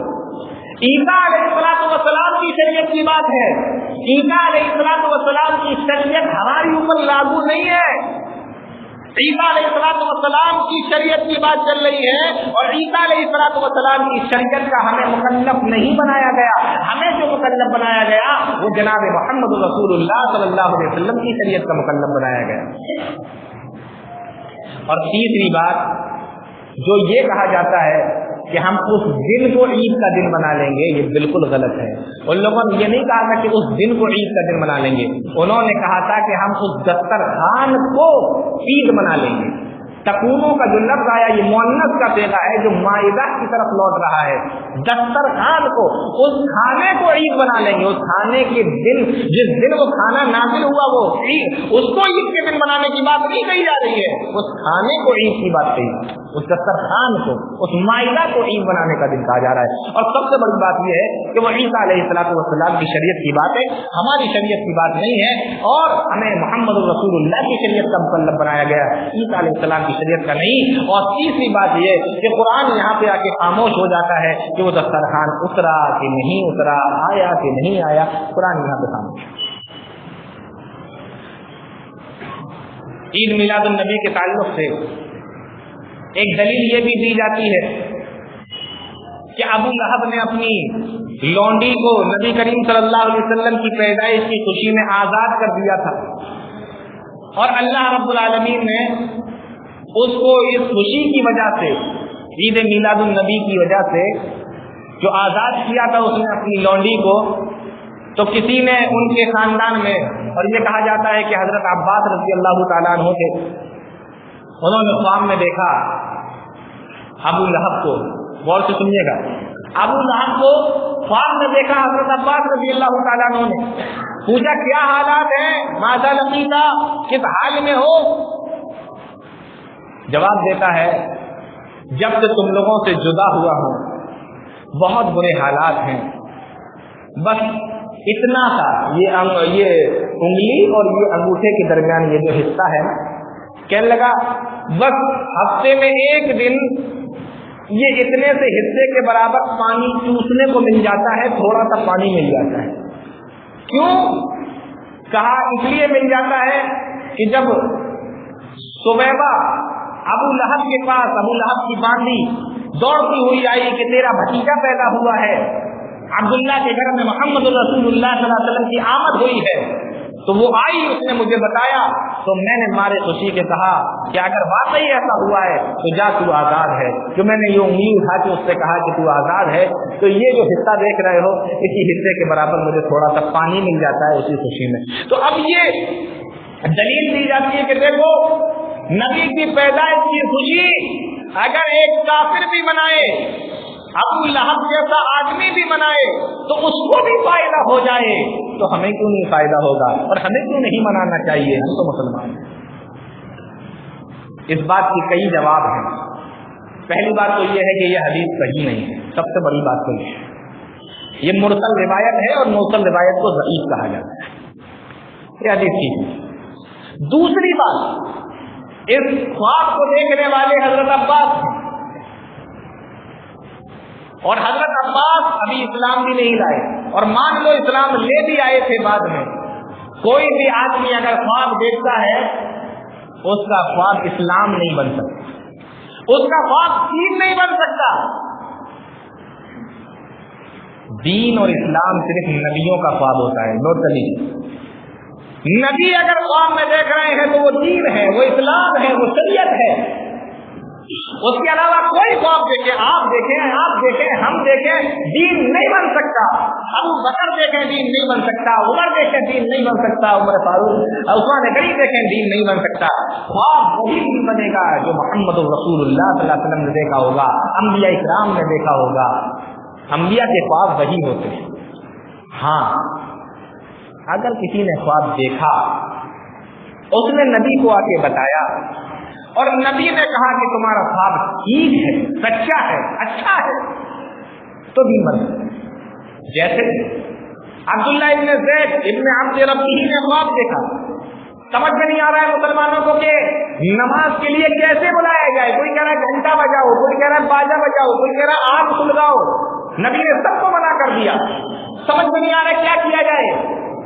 سب اپنے اپنے گھر چلے گئے۔ صبح کا وقت ہوا، عبداللہ ابن زید ابن عبد ربی دوڑے دوڑے اللہ کے نبی صلی اللہ علیہ وسلم کے پاس آئے، اور آ کر کہا اللہ کے نبی میرے پاس رات میں خواب میں نے دیکھا، دو لوگ آئے اور آ کر انہوں نے مجھے اس طریقے کے الفاظ سکھائے، اور پوری اذان عبداللہ نے اللہ کے نبی جناب محمد رسول اللہ صلی اللہ علیہ وسلم کے سامنے دہرائی، اور نبی کریم صلی اللہ علیہ وسلم کو یہ اذان بڑی پسند آئی۔ آپ نے فرمایا کہ یہ بالکل سچا خواب ہے، اور حضرت بلال سے کہا کہ ان کو یاد کرا دو۔ عبداللہ نے حضرت بلال کو یاد کرا دیا، کیونکہ حضرت بلال حبشی کی آواز بڑی پیاری اور تیز اور بلند تھی، اور حضرت بلال سے کہا کہ چلو کھڑے ہو جاؤ اور تم اذان دو۔ حضرت بلال حبشی نے اذان دی، ادھر سے حضرت عمر فاروق دوڑے دوڑے آئے اور آ کر کہا اللہ کی قسم جس نے آپ کو دنیا کے اندر نبی بنا کر بھیجا ہے، بالکل یہی خواب میں نے بھی دیکھا ہے۔ اللہ کے نبی صلی اللہ علیہ وسلم خوش ہو گئے، اور اس وقت سے یہ اذان دینا دیکھو دیکھا صحابہ نے تھا، لیکن دین کب بنا؟ جب محمد رسول اللہ صلی اللہ علیہ وسلم کی مہر اس کے اوپر لگ گئی۔ تو کسی کا خواب دین نہیں ہوتا، وحی نہیں ہوتا، شریعت نہیں ہوتا، اسلام نہیں ہوتا، جب تک کہ جناب محمد رسول اللہ صلی اللہ علیہ وسلم کی مہر اس کے اوپر نہ لگ جائے۔ انبیاء جو خواب دیکھتے ہیں وہ وحی ہوتا ہے، عام آدمی اگر خواب دیکھتا ہے وحی نہیں ہوتا۔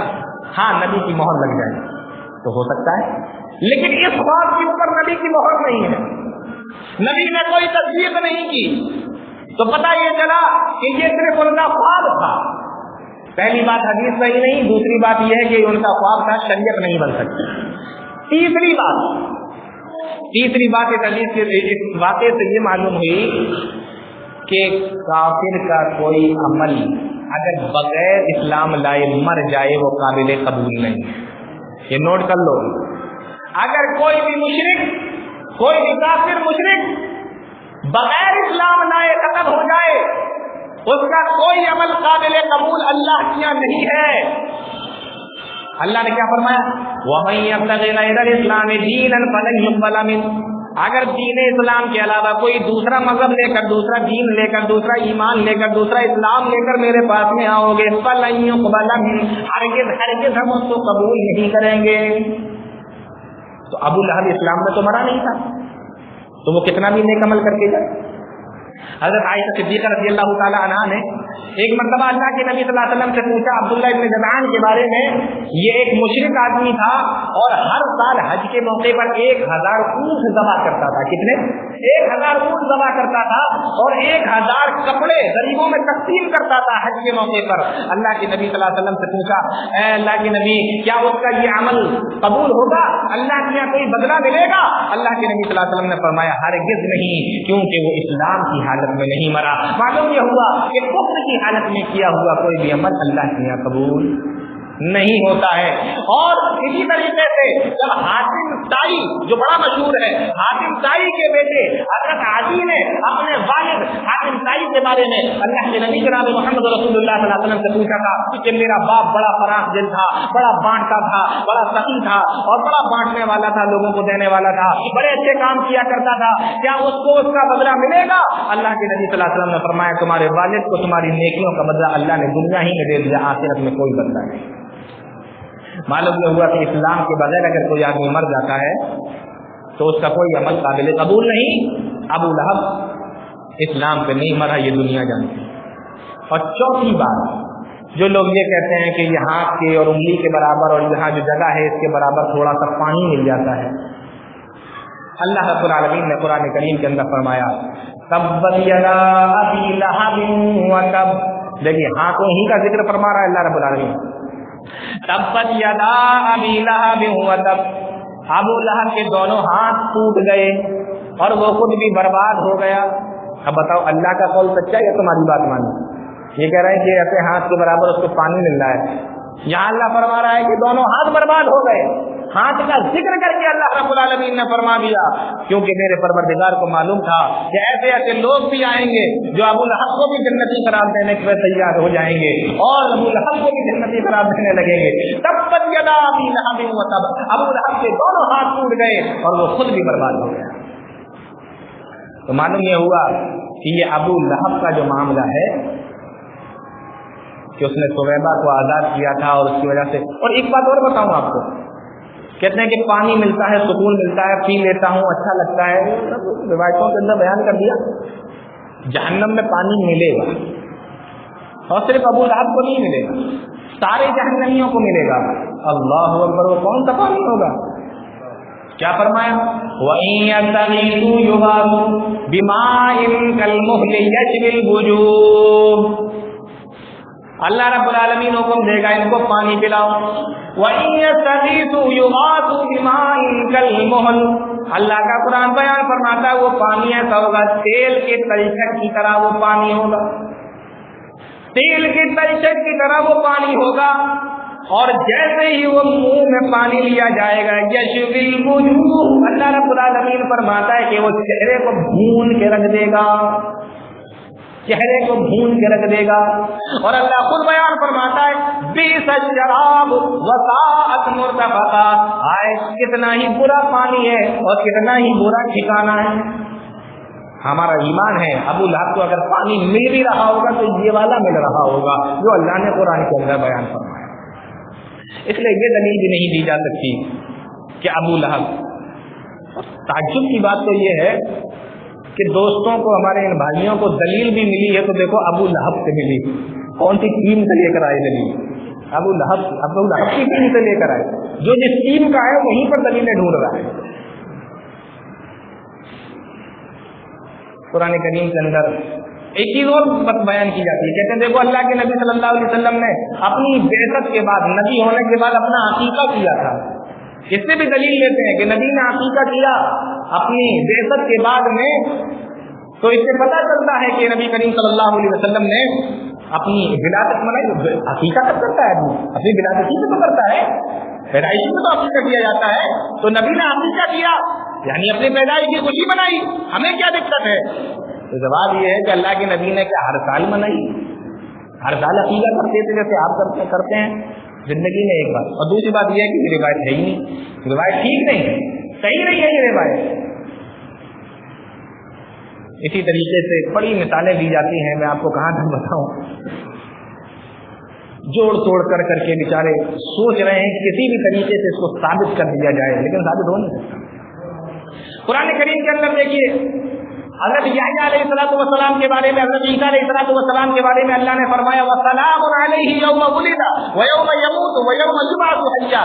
सलाम की हो जिस दिन ये पैदा हुए, सलाम की हो जिस दिन इनका इंतकाल हुआ, सलाम की हो जिस दिन इनको दोबारा उठाया जाएगा। ईसा अलैहिस्सलाम के बारे में भी यही फरमाया वसलामु अलैहि यौम वुलिदतु व यौम अमूतु व यौम युबअसु हय्या। सलाम की हो मेरे ऊपर अल्लाह की जिस दिन मैं पैदा हुआ, जिस दिन मुझे मौत आएगी, जिस दिन मुझे दोबारा उठाया जाएगा। तो कहा कि देखो पैदाइश पर सलामतियां अल्लाह भी नाज़िल कर रहा है, गोया कि अल्लाह भी ईसा अलैहिस्सलाम की विलादत की खुशी मना रहा है, तो हम नबी की खुशी क्यों ना मनाएं?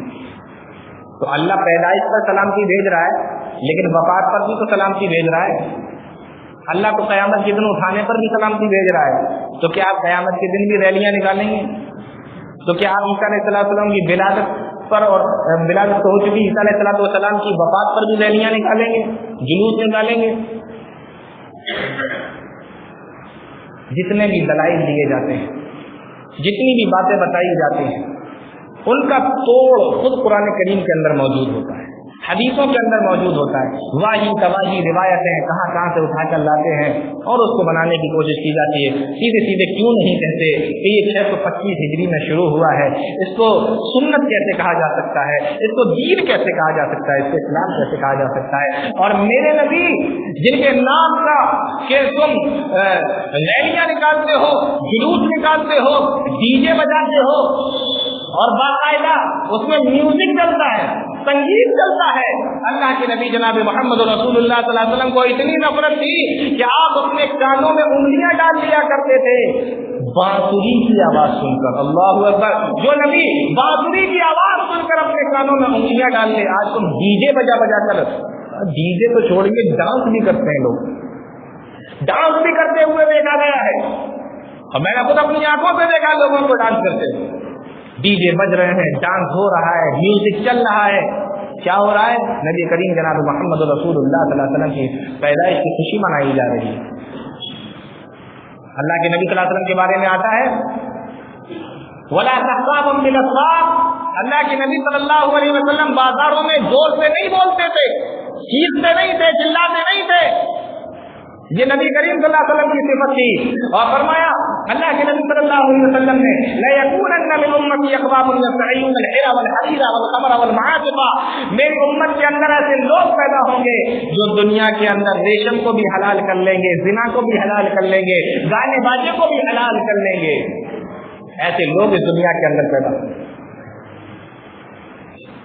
اور میں آپ کو ایک بات اور بتا دیتا ہوں، عید کے دن روزہ رکھنا حرام ہے، بقرعید کے دن روزہ رکھنا حرام ہے۔ عید کے دن روزہ رکھنا، آپ سوچتے ہیں عید کے دن ہم روزہ رکھ لیں آپ کو ثواب ملے گا؟ گناہ پڑے گا۔ عید کے دن روزہ رکھنا منع ہے، بقرعید کے دن روزہ رکھنا حرام ہے، اگر کوئی رکھتا ہے تو گناہ پڑے گا، ثواب نہیں ملے گا۔ اگر عید میلاد النبی عید ہے تو پھر اس دن جناب محمد رسول اللہ صلی اللہ علیہ وسلم نے روزہ کیوں رکھا؟ مسلم شریف کی روایت ہے اللہ کے نبی صلی اللہ علیہ وسلم روزہ رکھا کرتے تھے اور کہتے تھے ذاک یوم ولدت، تو میں اس لیے روزہ رکھتا ہوں کیونکہ اس دن میں پیدا ہوا، میری ولادت ہوئی۔ معلوم یہ ہوا کہ اللہ کے نبی صلی اللہ علیہ وسلم اپنی ولادت کے دن روزہ رکھتے تھے، اور عید کے دن روزہ رکھنا حرام ہے۔ میرے نبی دو تضاد والے کام نہیں کر سکتے کہ کہیں کچھ کریں کچھ، ایسا نہیں ہو سکتا۔ اس لیے عید کے دن روزہ رکھنا حرام، لیکن نبی کریم صلی اللہ علیہ وسلم روزہ رکھ رہے ہیں، اس کا مطلب یہ ہوا کہ جس دن نبی کریم صلی اللہ علیہ وسلم کی ولادت ہوئی وہ دن عید نہیں ہے، اس لیے اللہ کے نبی صلی اللہ علیہ وسلم نے روزہ رکھا اور رکھا کرتے تھے۔ آپ اب اتنی محنت، اتنی سجاوٹ، اتنا زور آزمائش اور یہ دلیلیں اور یہ دکانیں اور یہ سجاوٹیں اور یہ تمام چیزیں اور ڈی جے اور بھانگڑے اور گانے اور باجے، اور اس پر پھر اہل حدیثوں پر لان تان، پوری محنت کی جا رہی ہے ایک بدعت کو لانے میں، ایک بدعت کو اجاگر کرنے میں، ایک بدعت کو لوگوں کے اوپر تھوپنے میں جو محنت کی جا رہی ہے، ایسے لوگوں کے بارے میں جانتے ہو اللہ رب العالمین نے کیا فرمایا؟ اللہ فرماتا ہے قُلْ هَلْ نُنَبِّئُكُمْ بِالْأَخْسَرِينَ أَعْمَالًا الَّذِينَ ضَلَّ سَعْيُهُمْ فِي الْحَيَاةِ الدُّنْيَا وَهُمْ يَحْسَبُونَ أَنَّهُمْ يُحْسِنُونَ صُنْعًا، اے میرے نبی کیا ہم آپ کو ان لوگوں کے بارے میں نہ بتا دیں جو اعمال کے اعتبار سے سب سے زیادہ خسارے میں، سب سے زیادہ دھوکے میں، سب سے زیادہ نقصان میں؟ کیا ہم آپ کو ایسے لوگوں کے بارے میں نہ بتا دیں جو اعمال کے اعتبار سے سب سے زیادہ نقصان میں، سب سے زیادہ خسارے میں؟ الذین ضل سعیہم فی الحیاۃ الدنیا، یہ وہ لوگ ہیں جو دنیا کے اندر تو بڑی محنت کیا کرتے تھے، دنیا کے اندر تو بڑی محنت کرتے تھے، وہم یحسبون انہم یحسنون صنعا، اور وہ یہ گمان کرتے تھے کہ ہم تو بہت اچھا کام کر رہے ہیں۔ ایسے لوگ جب قیامت کے دن اللہ رب العالمین کے پاس میں پہنچیں گے، اٹھا کر دیکھو 30واں پارہ، اللہ رب العالمین ارشاد فرماتا ہے عاملۃ ناصبہ، ایسے لوگ جب اللہ رب العالمین کے پاس میں پہنچیں گے، عاملۃ ناصبہ، محنت کر کر کے تھک گئے ہوں گے، محنت کر کر کے تھک چکے ہوں گے، عاملۃ ناصبہ تصلی نارا حامیہ، اور ایسے لوگوں کو جہنم کے اندر بھیج دیا جائے گا، آگ کے اندر ان کو پہنچا دیا جائے گا، آگ ان کا ٹھکانہ ہوگا۔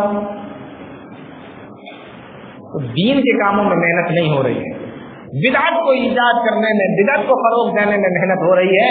اللہ فرماتا ہے کہ دنیا میں عمل کر کر کے تھک چکے ہوں گے، اور قیامت کے دن کہہ دیا جائے گا تصلی نارا حامیہ، آگ ان کا ٹھکانہ ہے۔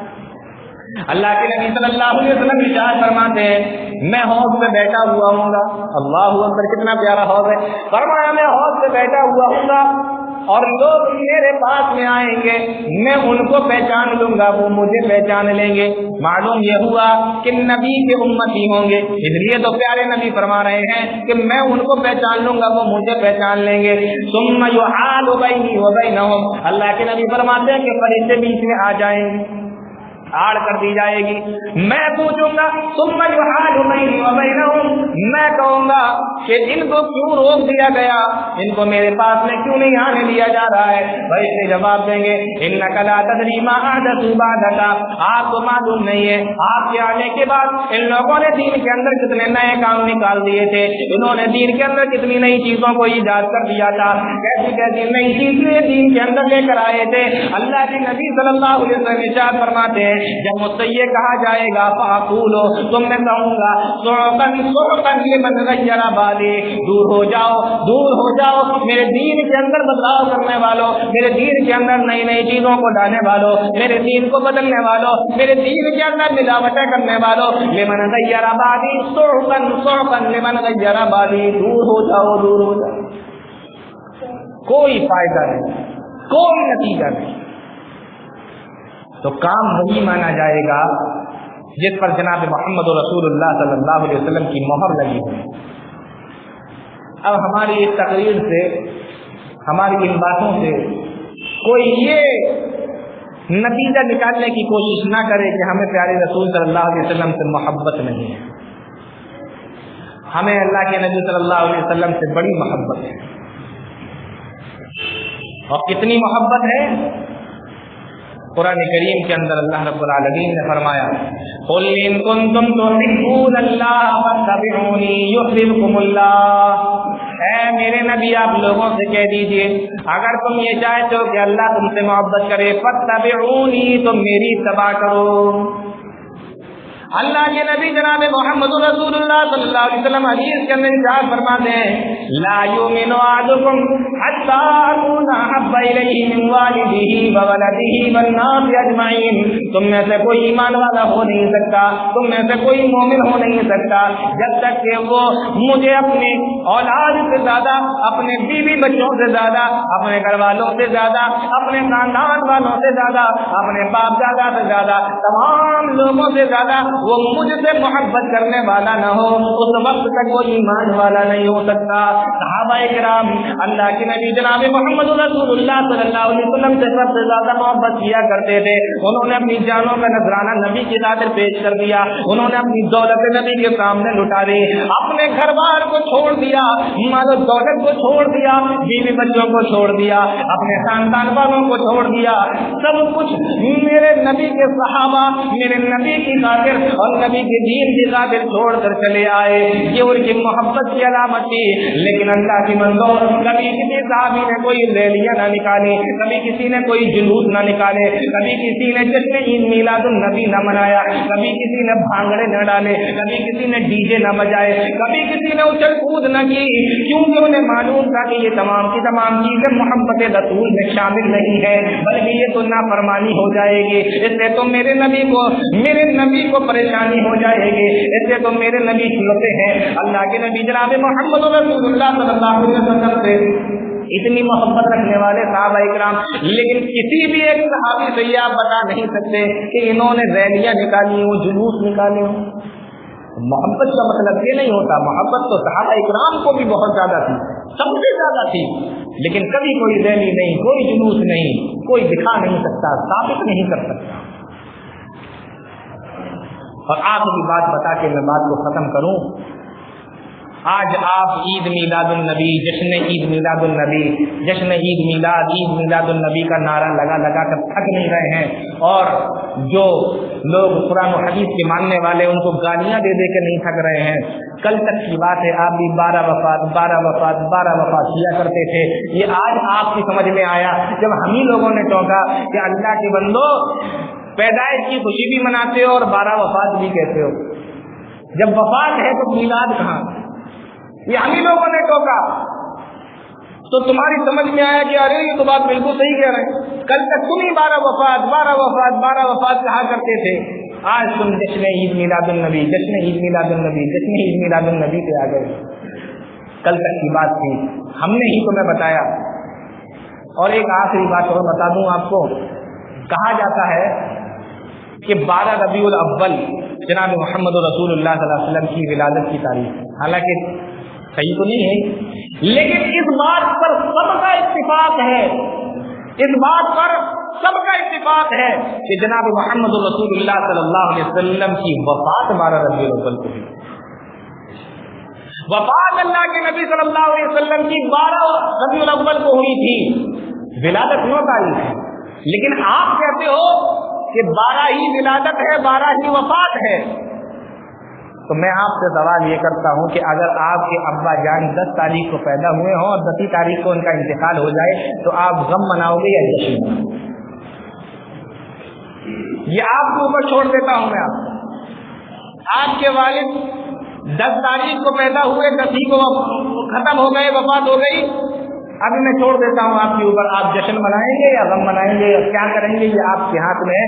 मैं भी आपको पूछता हूं कि अगर विलादत 12 है और वफात भी 12 है तो आप इन दोनों में से जनाब मोहम्मद रसूलुल्लाह सल्लल्लाहु अलैहि वसल्लम के ताल्लुक से कौन सा काम करेंगे, ये आपकी ऊपर है। मेरे दोस्तों, ये चंद बातें थी ईद मिलादुन नबी के ताल्लुक से, ईद मिलादुन नबी की शरई हैसियत क्या है, चंद बातें मैंने आप लोगों के सामने रखने की कोशिश की। अल्लाह ताला हम तमाम लोगों को नेक अमल की तौफीक अता फरमाए, कुरान और हदीस को समझने की, उसको सुनने की तौफीक अता फरमाए। आमीन तक़ब्बल या रब्बल आलमीन। व आखिर दावाना अल्हम्दुलिल्लाहि रब्बिल आलमीन। अस्सलामु अलैकुम व रहमतुल्लाहि व बरकातुहू।